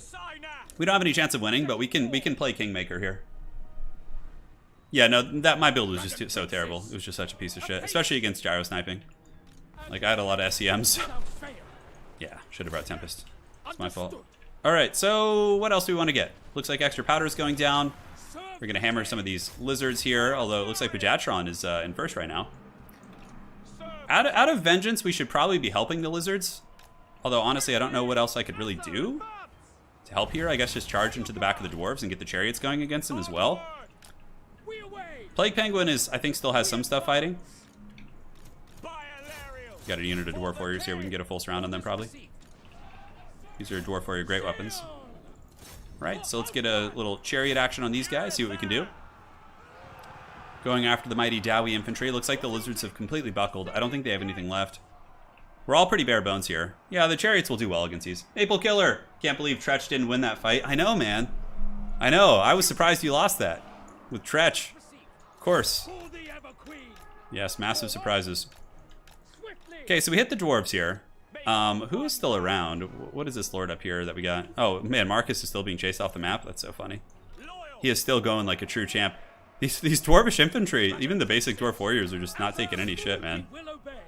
Yeah, they're really not. Oh my god, the Dwarven Legion. Oxyotle's still here, though. Oxyotle's a pimp against gyros. He can definitely do some work. Yeah, you know, elves are actually very good in FFA. If you go like cheese elves, which I could show you if you guys want, you basically go double Arcane Phoenix with like Teclis and just just cheese everything. You just goon all the SEMs. Like, your army is durable, can't be pinned down. It's very, very strong for sure. Dwarves are close. I think lizards are going to get it. I don't think there's enough points left on the battlefield for the dwarves to get. It's hard to say. Maybe so. I'm trying to, like, send my points here. So we get those chameleon stalkers, get these guys now. Back in the distance, we have the Clash of Fates. I'll send my riders to go fight those guys. There's too many dwarves. I don't think... they might win. They need to get a little bit more. They need to get a little bit more for that. They might be able to get some from my chariots and things like that. I don't know if it'll be enough. So we'll just pile in and fight at this point. I can go after the Master Engineers just to kind of expedite the process. And these guys can go after them. Yeah, Peckless is really good. Next game, I'll do a competitive FFA build for you. This was like a complete meme build, but I'll show you guys a competitive FFA build next game. Which will still have some fun units in it, mind you. That's the cool thing about FFA in general. Alright, Plague Penguin is offline. My chariots will soon follow. My one Dragon Prince here fighting valiantly. In FFA, you can't withdraw your units because then you could deny people points by just like withdrawing on the side of the map, which would be really, really cheesy. Oh, the dwarves. So they need to get, let's see. They're pretty damn close to getting it. They might actually do it. I don't know. It's hard to say. My chariots are giving up a fair amount of points here. So I basically just play Kingmaker. As soon as this breaks, the game's over. Yeah. So the broken. I should be eliminated here in a second. Then we have, oh my god, the cohort of Sotek. Oh man, this is some shit here. Breaking news, local Air Force nukes naked skink. Yeah, I know. Fast forward. They need to fast forward here, so I'm going to click the fast forward on. Do they have T-pose techless? You know, I'm actually not a big fan of the Age of Sigmar techless model. I think it's weird. It's like, I don't like the cow aesthetic that they have. Like how they have these like cow beasts. The double Master Engineer Dowie is very strong though. It's a good build in FFA. It's very resilient. The only thing is if somebody brings like Tempest or some like dedicated anti-air, you can lose pretty bad. But you know, if they don't, then you pretty much can dominate for sure. Cohort of Sotek's Unbreakable, which is actually going to work against the Lizardmen because it's going to give a ton of points up. Oh, they have refused to die on, so like these little skinks are just like barely surviving, which is so funny. So you get 2,500 points, I think. I think that the dwarves win it. I think they've done it. Here we have some troops in the forest here. We have the cohort of Sotek moving through. Plague Penguin was probably the best equipped to deal with the dwarves because he had a lot of anti-air, but you know, there was no way any of us could attack into the dwarf army. At least with the army comps that I saw. Let's see. So, yeah, the lizard army I didn't really see. I don't know how much anti-air they had. Excuse me. So the cohort of Sotek going to get chopped here. Going to be taking some blows. 3 models, and that should be a Dowie victory. Ooh, just barely, man. Dude, Emmerich was so bad that game. Against the triple gyro bomber, he just got peed on so bad. Oh, it was so bad. At least he got 1,300 value. It's like he paid for like a third of himself. Yeah, this army didn't have any anti-air either.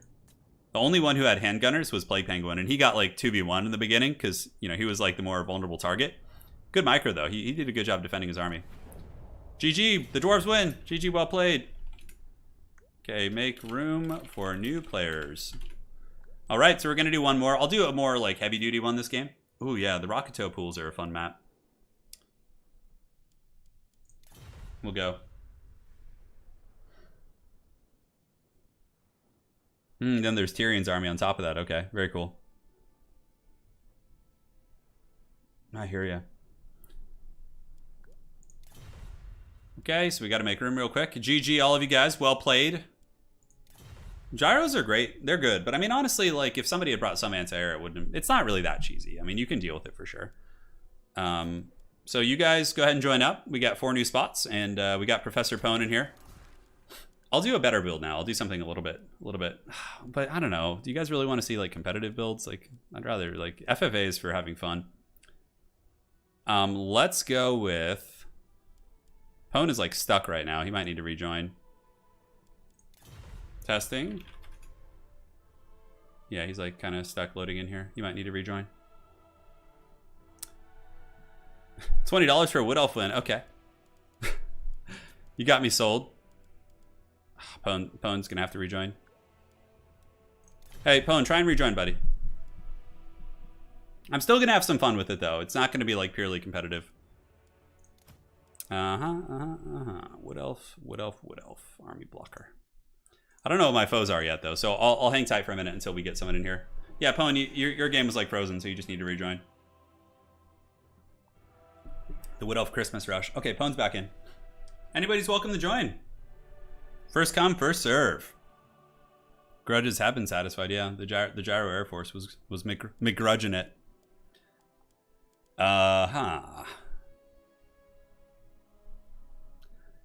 We should drag Turin into the rerolling ones +2 tough Discord. Yeah, I would join for sure. I actually watched their channel. That's like partially what got me into the game. Yeah, I watched the rerolling ones channel because I like their battle reports. They're really good.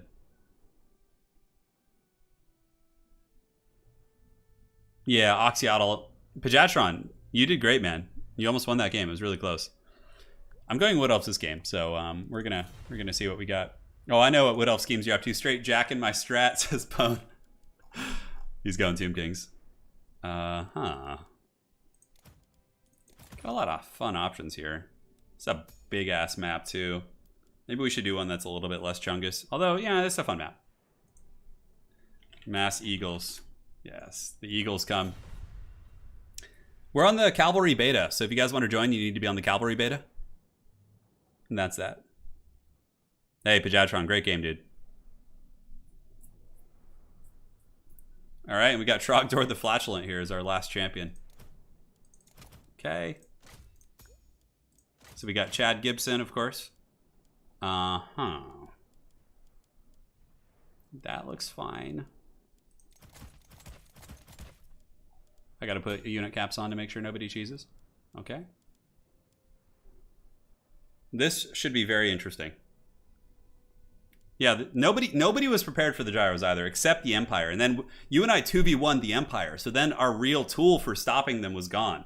Because the Empire had handgunners and Marcus, they could have, and the Black Lions, they could have dealt with the gyros. But we basically killed the one thing capable of dealing with the gyros. So you and I paid the iron price for it, bud. Don't worry, I'm here. Trogdor is here. Man, that's another old school reference, isn't it? Isn't it? Can you Vanguard as well, lady? Do I want to do a Vanguard of some sort? I don't know if I do. I don't know how bad I want a Vanguard. Looking around. Yeah, that should be fine. I'm not going with like a super cheesy build. I'm doing something fun, but also potentially could do good. I'm not sure how it's going to go, to be completely fair. But we'll find out here in just a second. Yeah, the Cav beta patch takes about 15 minutes, give or take. Yeah, in my experience, it does take a little while. Right. Get you in there. And what else do we want to get? Probably a couple of you guys is fine. Yeah, whatever. This build's cool. It looks like fun. It definitely looks fun. It's almost like just like a regular 1v1 build, but in terms of like how we're going to be using it, I think it could be a little bit more aggressive. Yeah, we'll give it a try. Where can I send to Discord? If you just go and message me in Discord, yeah. So if we have any mods in chat that could drop a link to the to my multiplayer Discord, that'd be great. And then you can message me there, bud. Yeah. Who can do what here? So we got Beastmen and Tomb Kings. Okay. You know what? Maybe let's switch it up a little bit and do this. Ooh, that actually looks like a way more fun build. Yeah. Oh, that's juicy. That's a juicy one right there. All right, let's fire this beast up. Let's fire this beast up. Yeah, I'll happily join though. No, I watch rerolling ones a lot. I think those guys live in Seattle, pretty close by. Yeah, I was always like, maybe someday I'd like to play with those guys. Kai, just for using my favorite faction, whether you win or not. Always great to catch a live stream as it is late in the UK. Yeah. Sorry, man. I know it's late. You probably got to crash in. This is going to be the last one, though, of the stream. So, Kai, thank you so much. And hopefully we can reward your generosity with a glorious performance. Yeah. It's fun. I got some cool units, man. It's going to be a swift game, and my opponents will perhaps shiver. I think that is probably the best kind of heads up I can give you there. Looks like I'm the only one who's ready so far. Let's see. Chogdar saying, how's it going? Hey, it's going great, Chogdar. Thanks for asking, dude. Everyone else, like, you know, coming up with the biggest schemes of builds they can think of, I'm sure. Mel Gibson is really good. Yeah, he's strong. I mean, he's not as good as he was, like, right after the Wood Elf DLC when he got, like, buffed, but he's, like, still a very formidable lord. He's kind of fallen out of favor because most Wood Elf players like to use, like, ladies, you know? Or sisters. Sisters of Twilight are really good because they always, like, pay for themselves. They just sit in the back, they snipe something, and they always get their gold back. Which is really nice. Yeah. Hey, Brian, welcome to the stream. You're a little bit late, yes, but you were here for the one last battle to send us off into our sweet, sweet dreams here. So here comes the FFA. To end all FFAs, this is the Rakato Pools. I actually like this one. I think it's a very fun map. Very big stuff. You know what? I do enjoy FFAs more in traditional RTS games, though. Like, playing FFAs in Warcraft 3 and in Age of Empires 4, I do enjoy that a little bit more. They're very fun and very engaging. They're good in Total War, but like they don't quite hit the spot. I think it's because there's no base building and there's like less politics. Like politics in like FFA and Warcraft 3 as well as Age of Empires is really funny. Yeah. Very funny for sure. Yes, the screen blocker, a good reminder. As we load in here. Thanks again for joining, folks. Thinking about doing a Diablo stream this week, doing Diablo 2. I know there's like a remaster out, but part of me just wants to play the classic Diablo. Yeah, it's a magical thing. Leave the Wookiee up. You want me to leave him up for the entire battle? All right, so yeah, basically we have a Gibson rush. It's like a Gibson aggressive kind of build here.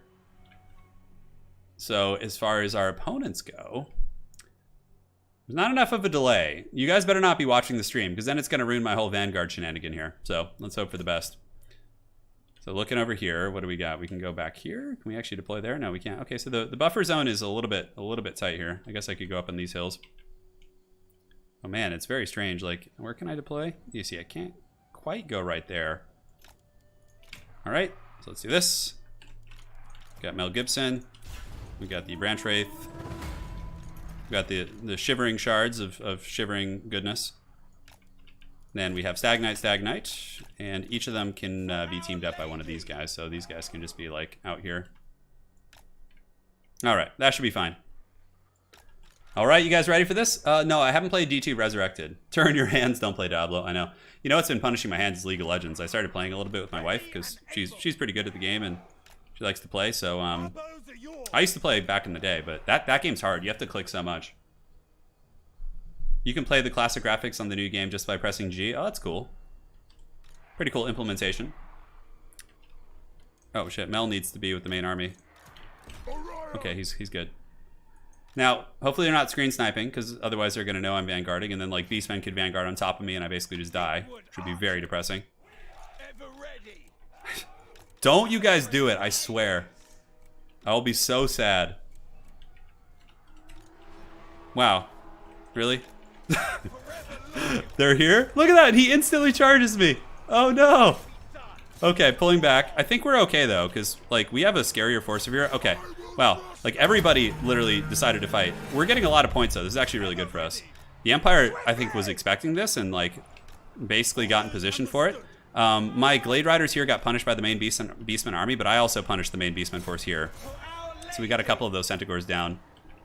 Yep, okay, so that wasn't too bad. Dude, just absolute anarchy. Swift Shiver Shards, let's go ahead and have them save their ammo a little bit. Let's move up. I don't know how well they actually shoot out of the forest here.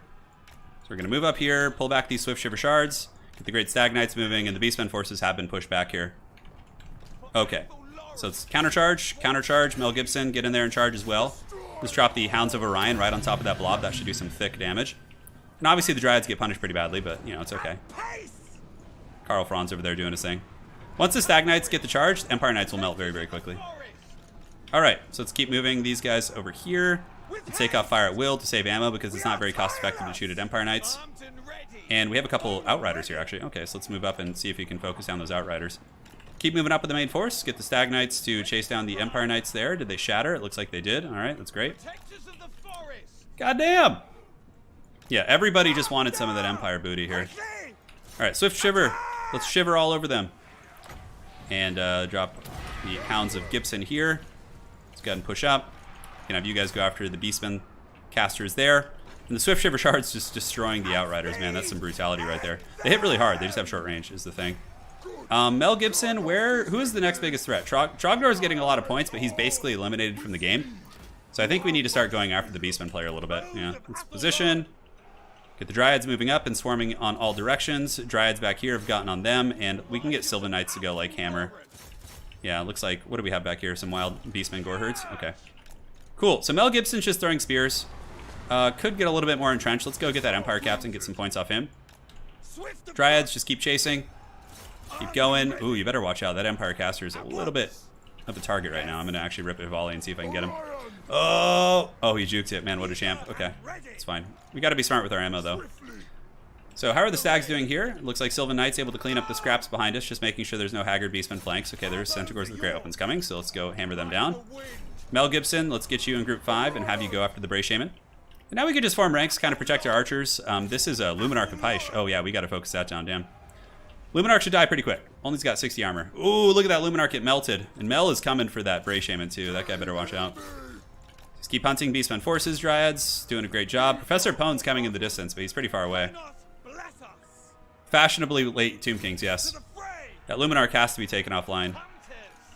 We're not going to catch that Bray Shaman, so let's go ahead and restructure here and see what we can do. Yeah, Tomb Kings are actually going after the Beastman. Oh, he brought Kazrak. Bless his soul. Ooh, it's Cetra. We get a Cetra versus Cetra fight here, which would be pretty cool. Let's get an Earthblood. My Deepwood Scouts are a little bit overextended there, which is a little bit sloppy. Empire Knights moving in, and now we can turn on fire at will, so they'll start shooting. And yeah, should be fine. Cetra versus Mel Gibson. It's on.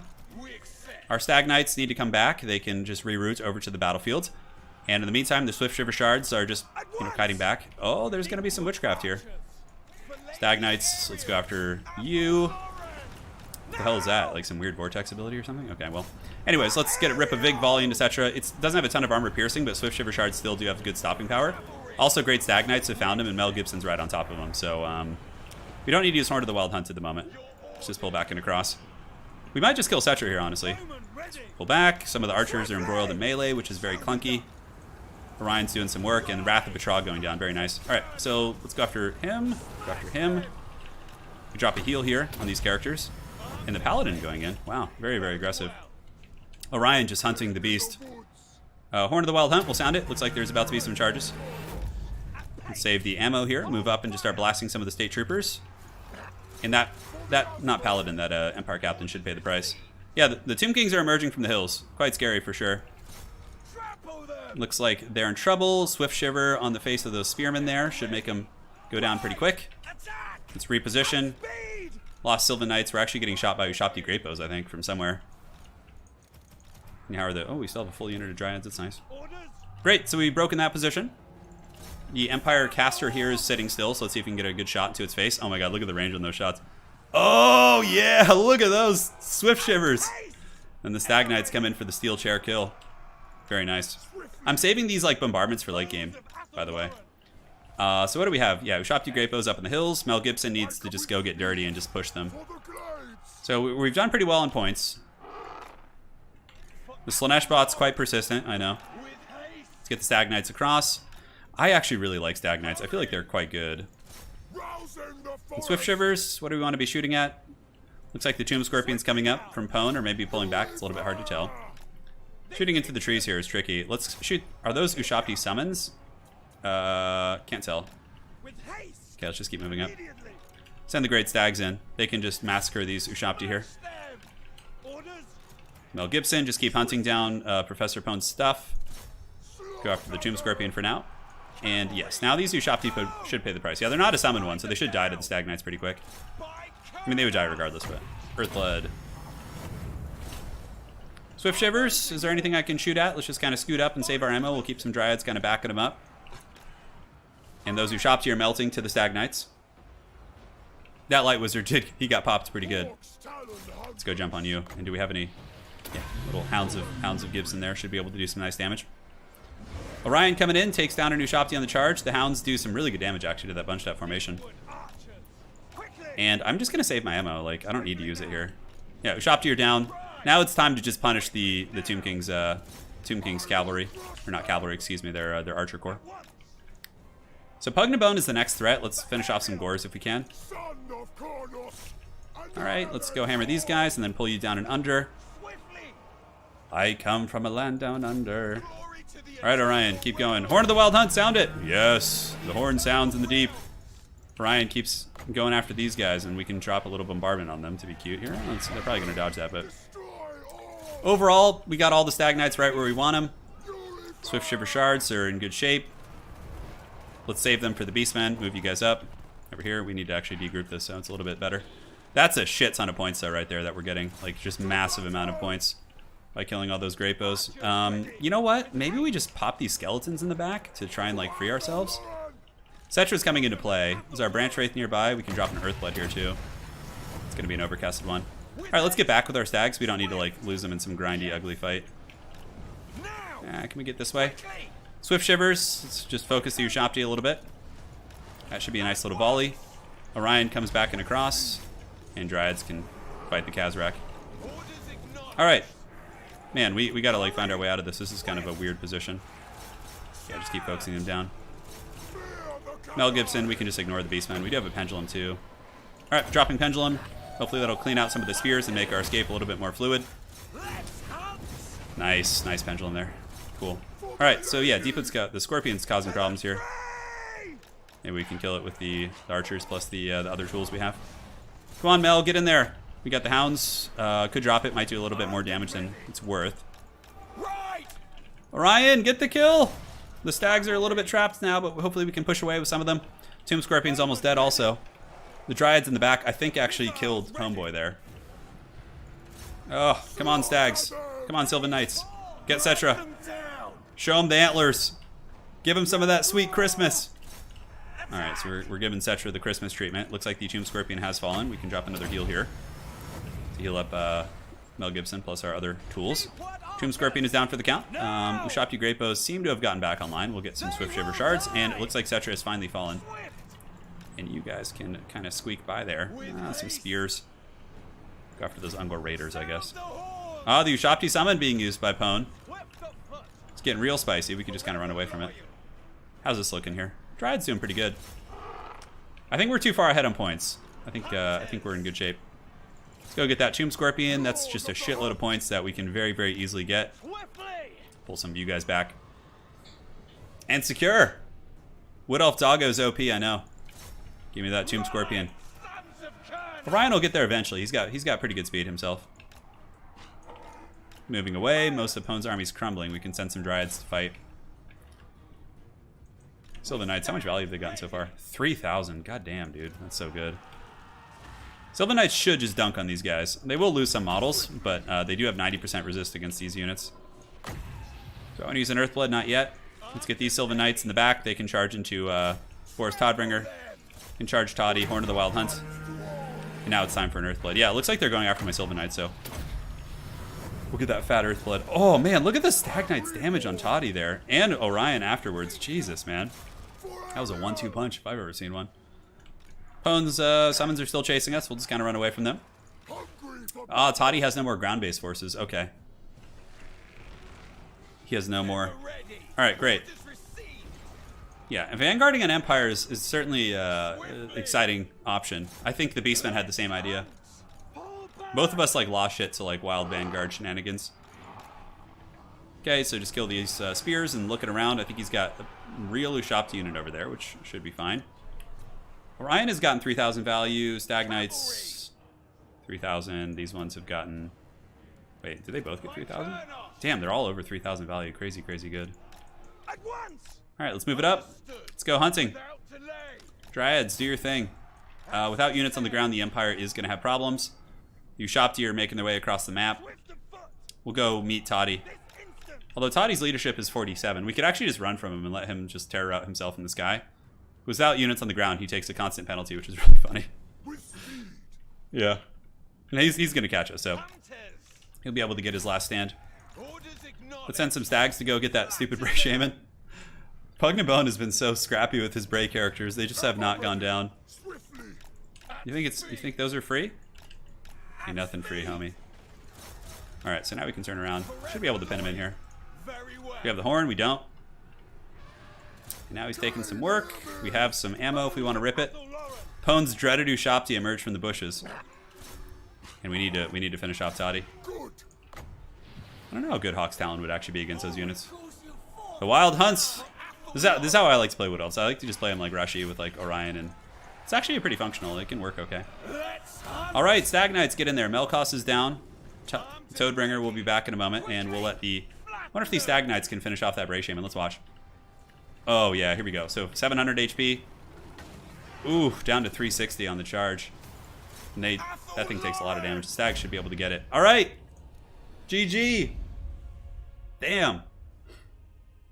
That was quite a game. 22,000. I think that might be one of the biggest discrepancies I've seen in a while. 3,000, 4,300 on the Sylvan Knights, 3,200 on them. And the Swift Shiver Shards all did quite well. 997, 2441, and 1923. Okay, let's see what Pugnabone like probably would have done much better if he just didn't bring Kazrak. That probably was his biggest nerf. Like if he had a good lord who could fight the whole battle, you know, I probably wouldn't have done so well. Yeah, it's a good army though for FFA. Poor Trogdor. Trogdor had a cool army, but you know, he got attacked by everyone, which is, you know, Empire is one of those factions that can't get mass vanguarded on, and that's why, you know, yeah, it's pretty scary in FFA. And the dreaded Professor Pone. Kai, as promised for the win in my favorite faction, Lord of the Haggard and the Haggard. Hey, thank you, man. I really appreciate that. Dude, those donations are big, man. And happy to play your favorite faction. I really enjoy Wood Elves in FFA. They're very fun. His Great Bows did good. Tomb Scorpions kind of got shut down a little bit. Shopti, yeah. And Old Cetra. All right, my friends. That's going to be it for today. Want to thank you all for joining. That was a really fun stream. Had a blast chatting with you all. Chris, thank you, man. Thank you for the tenor.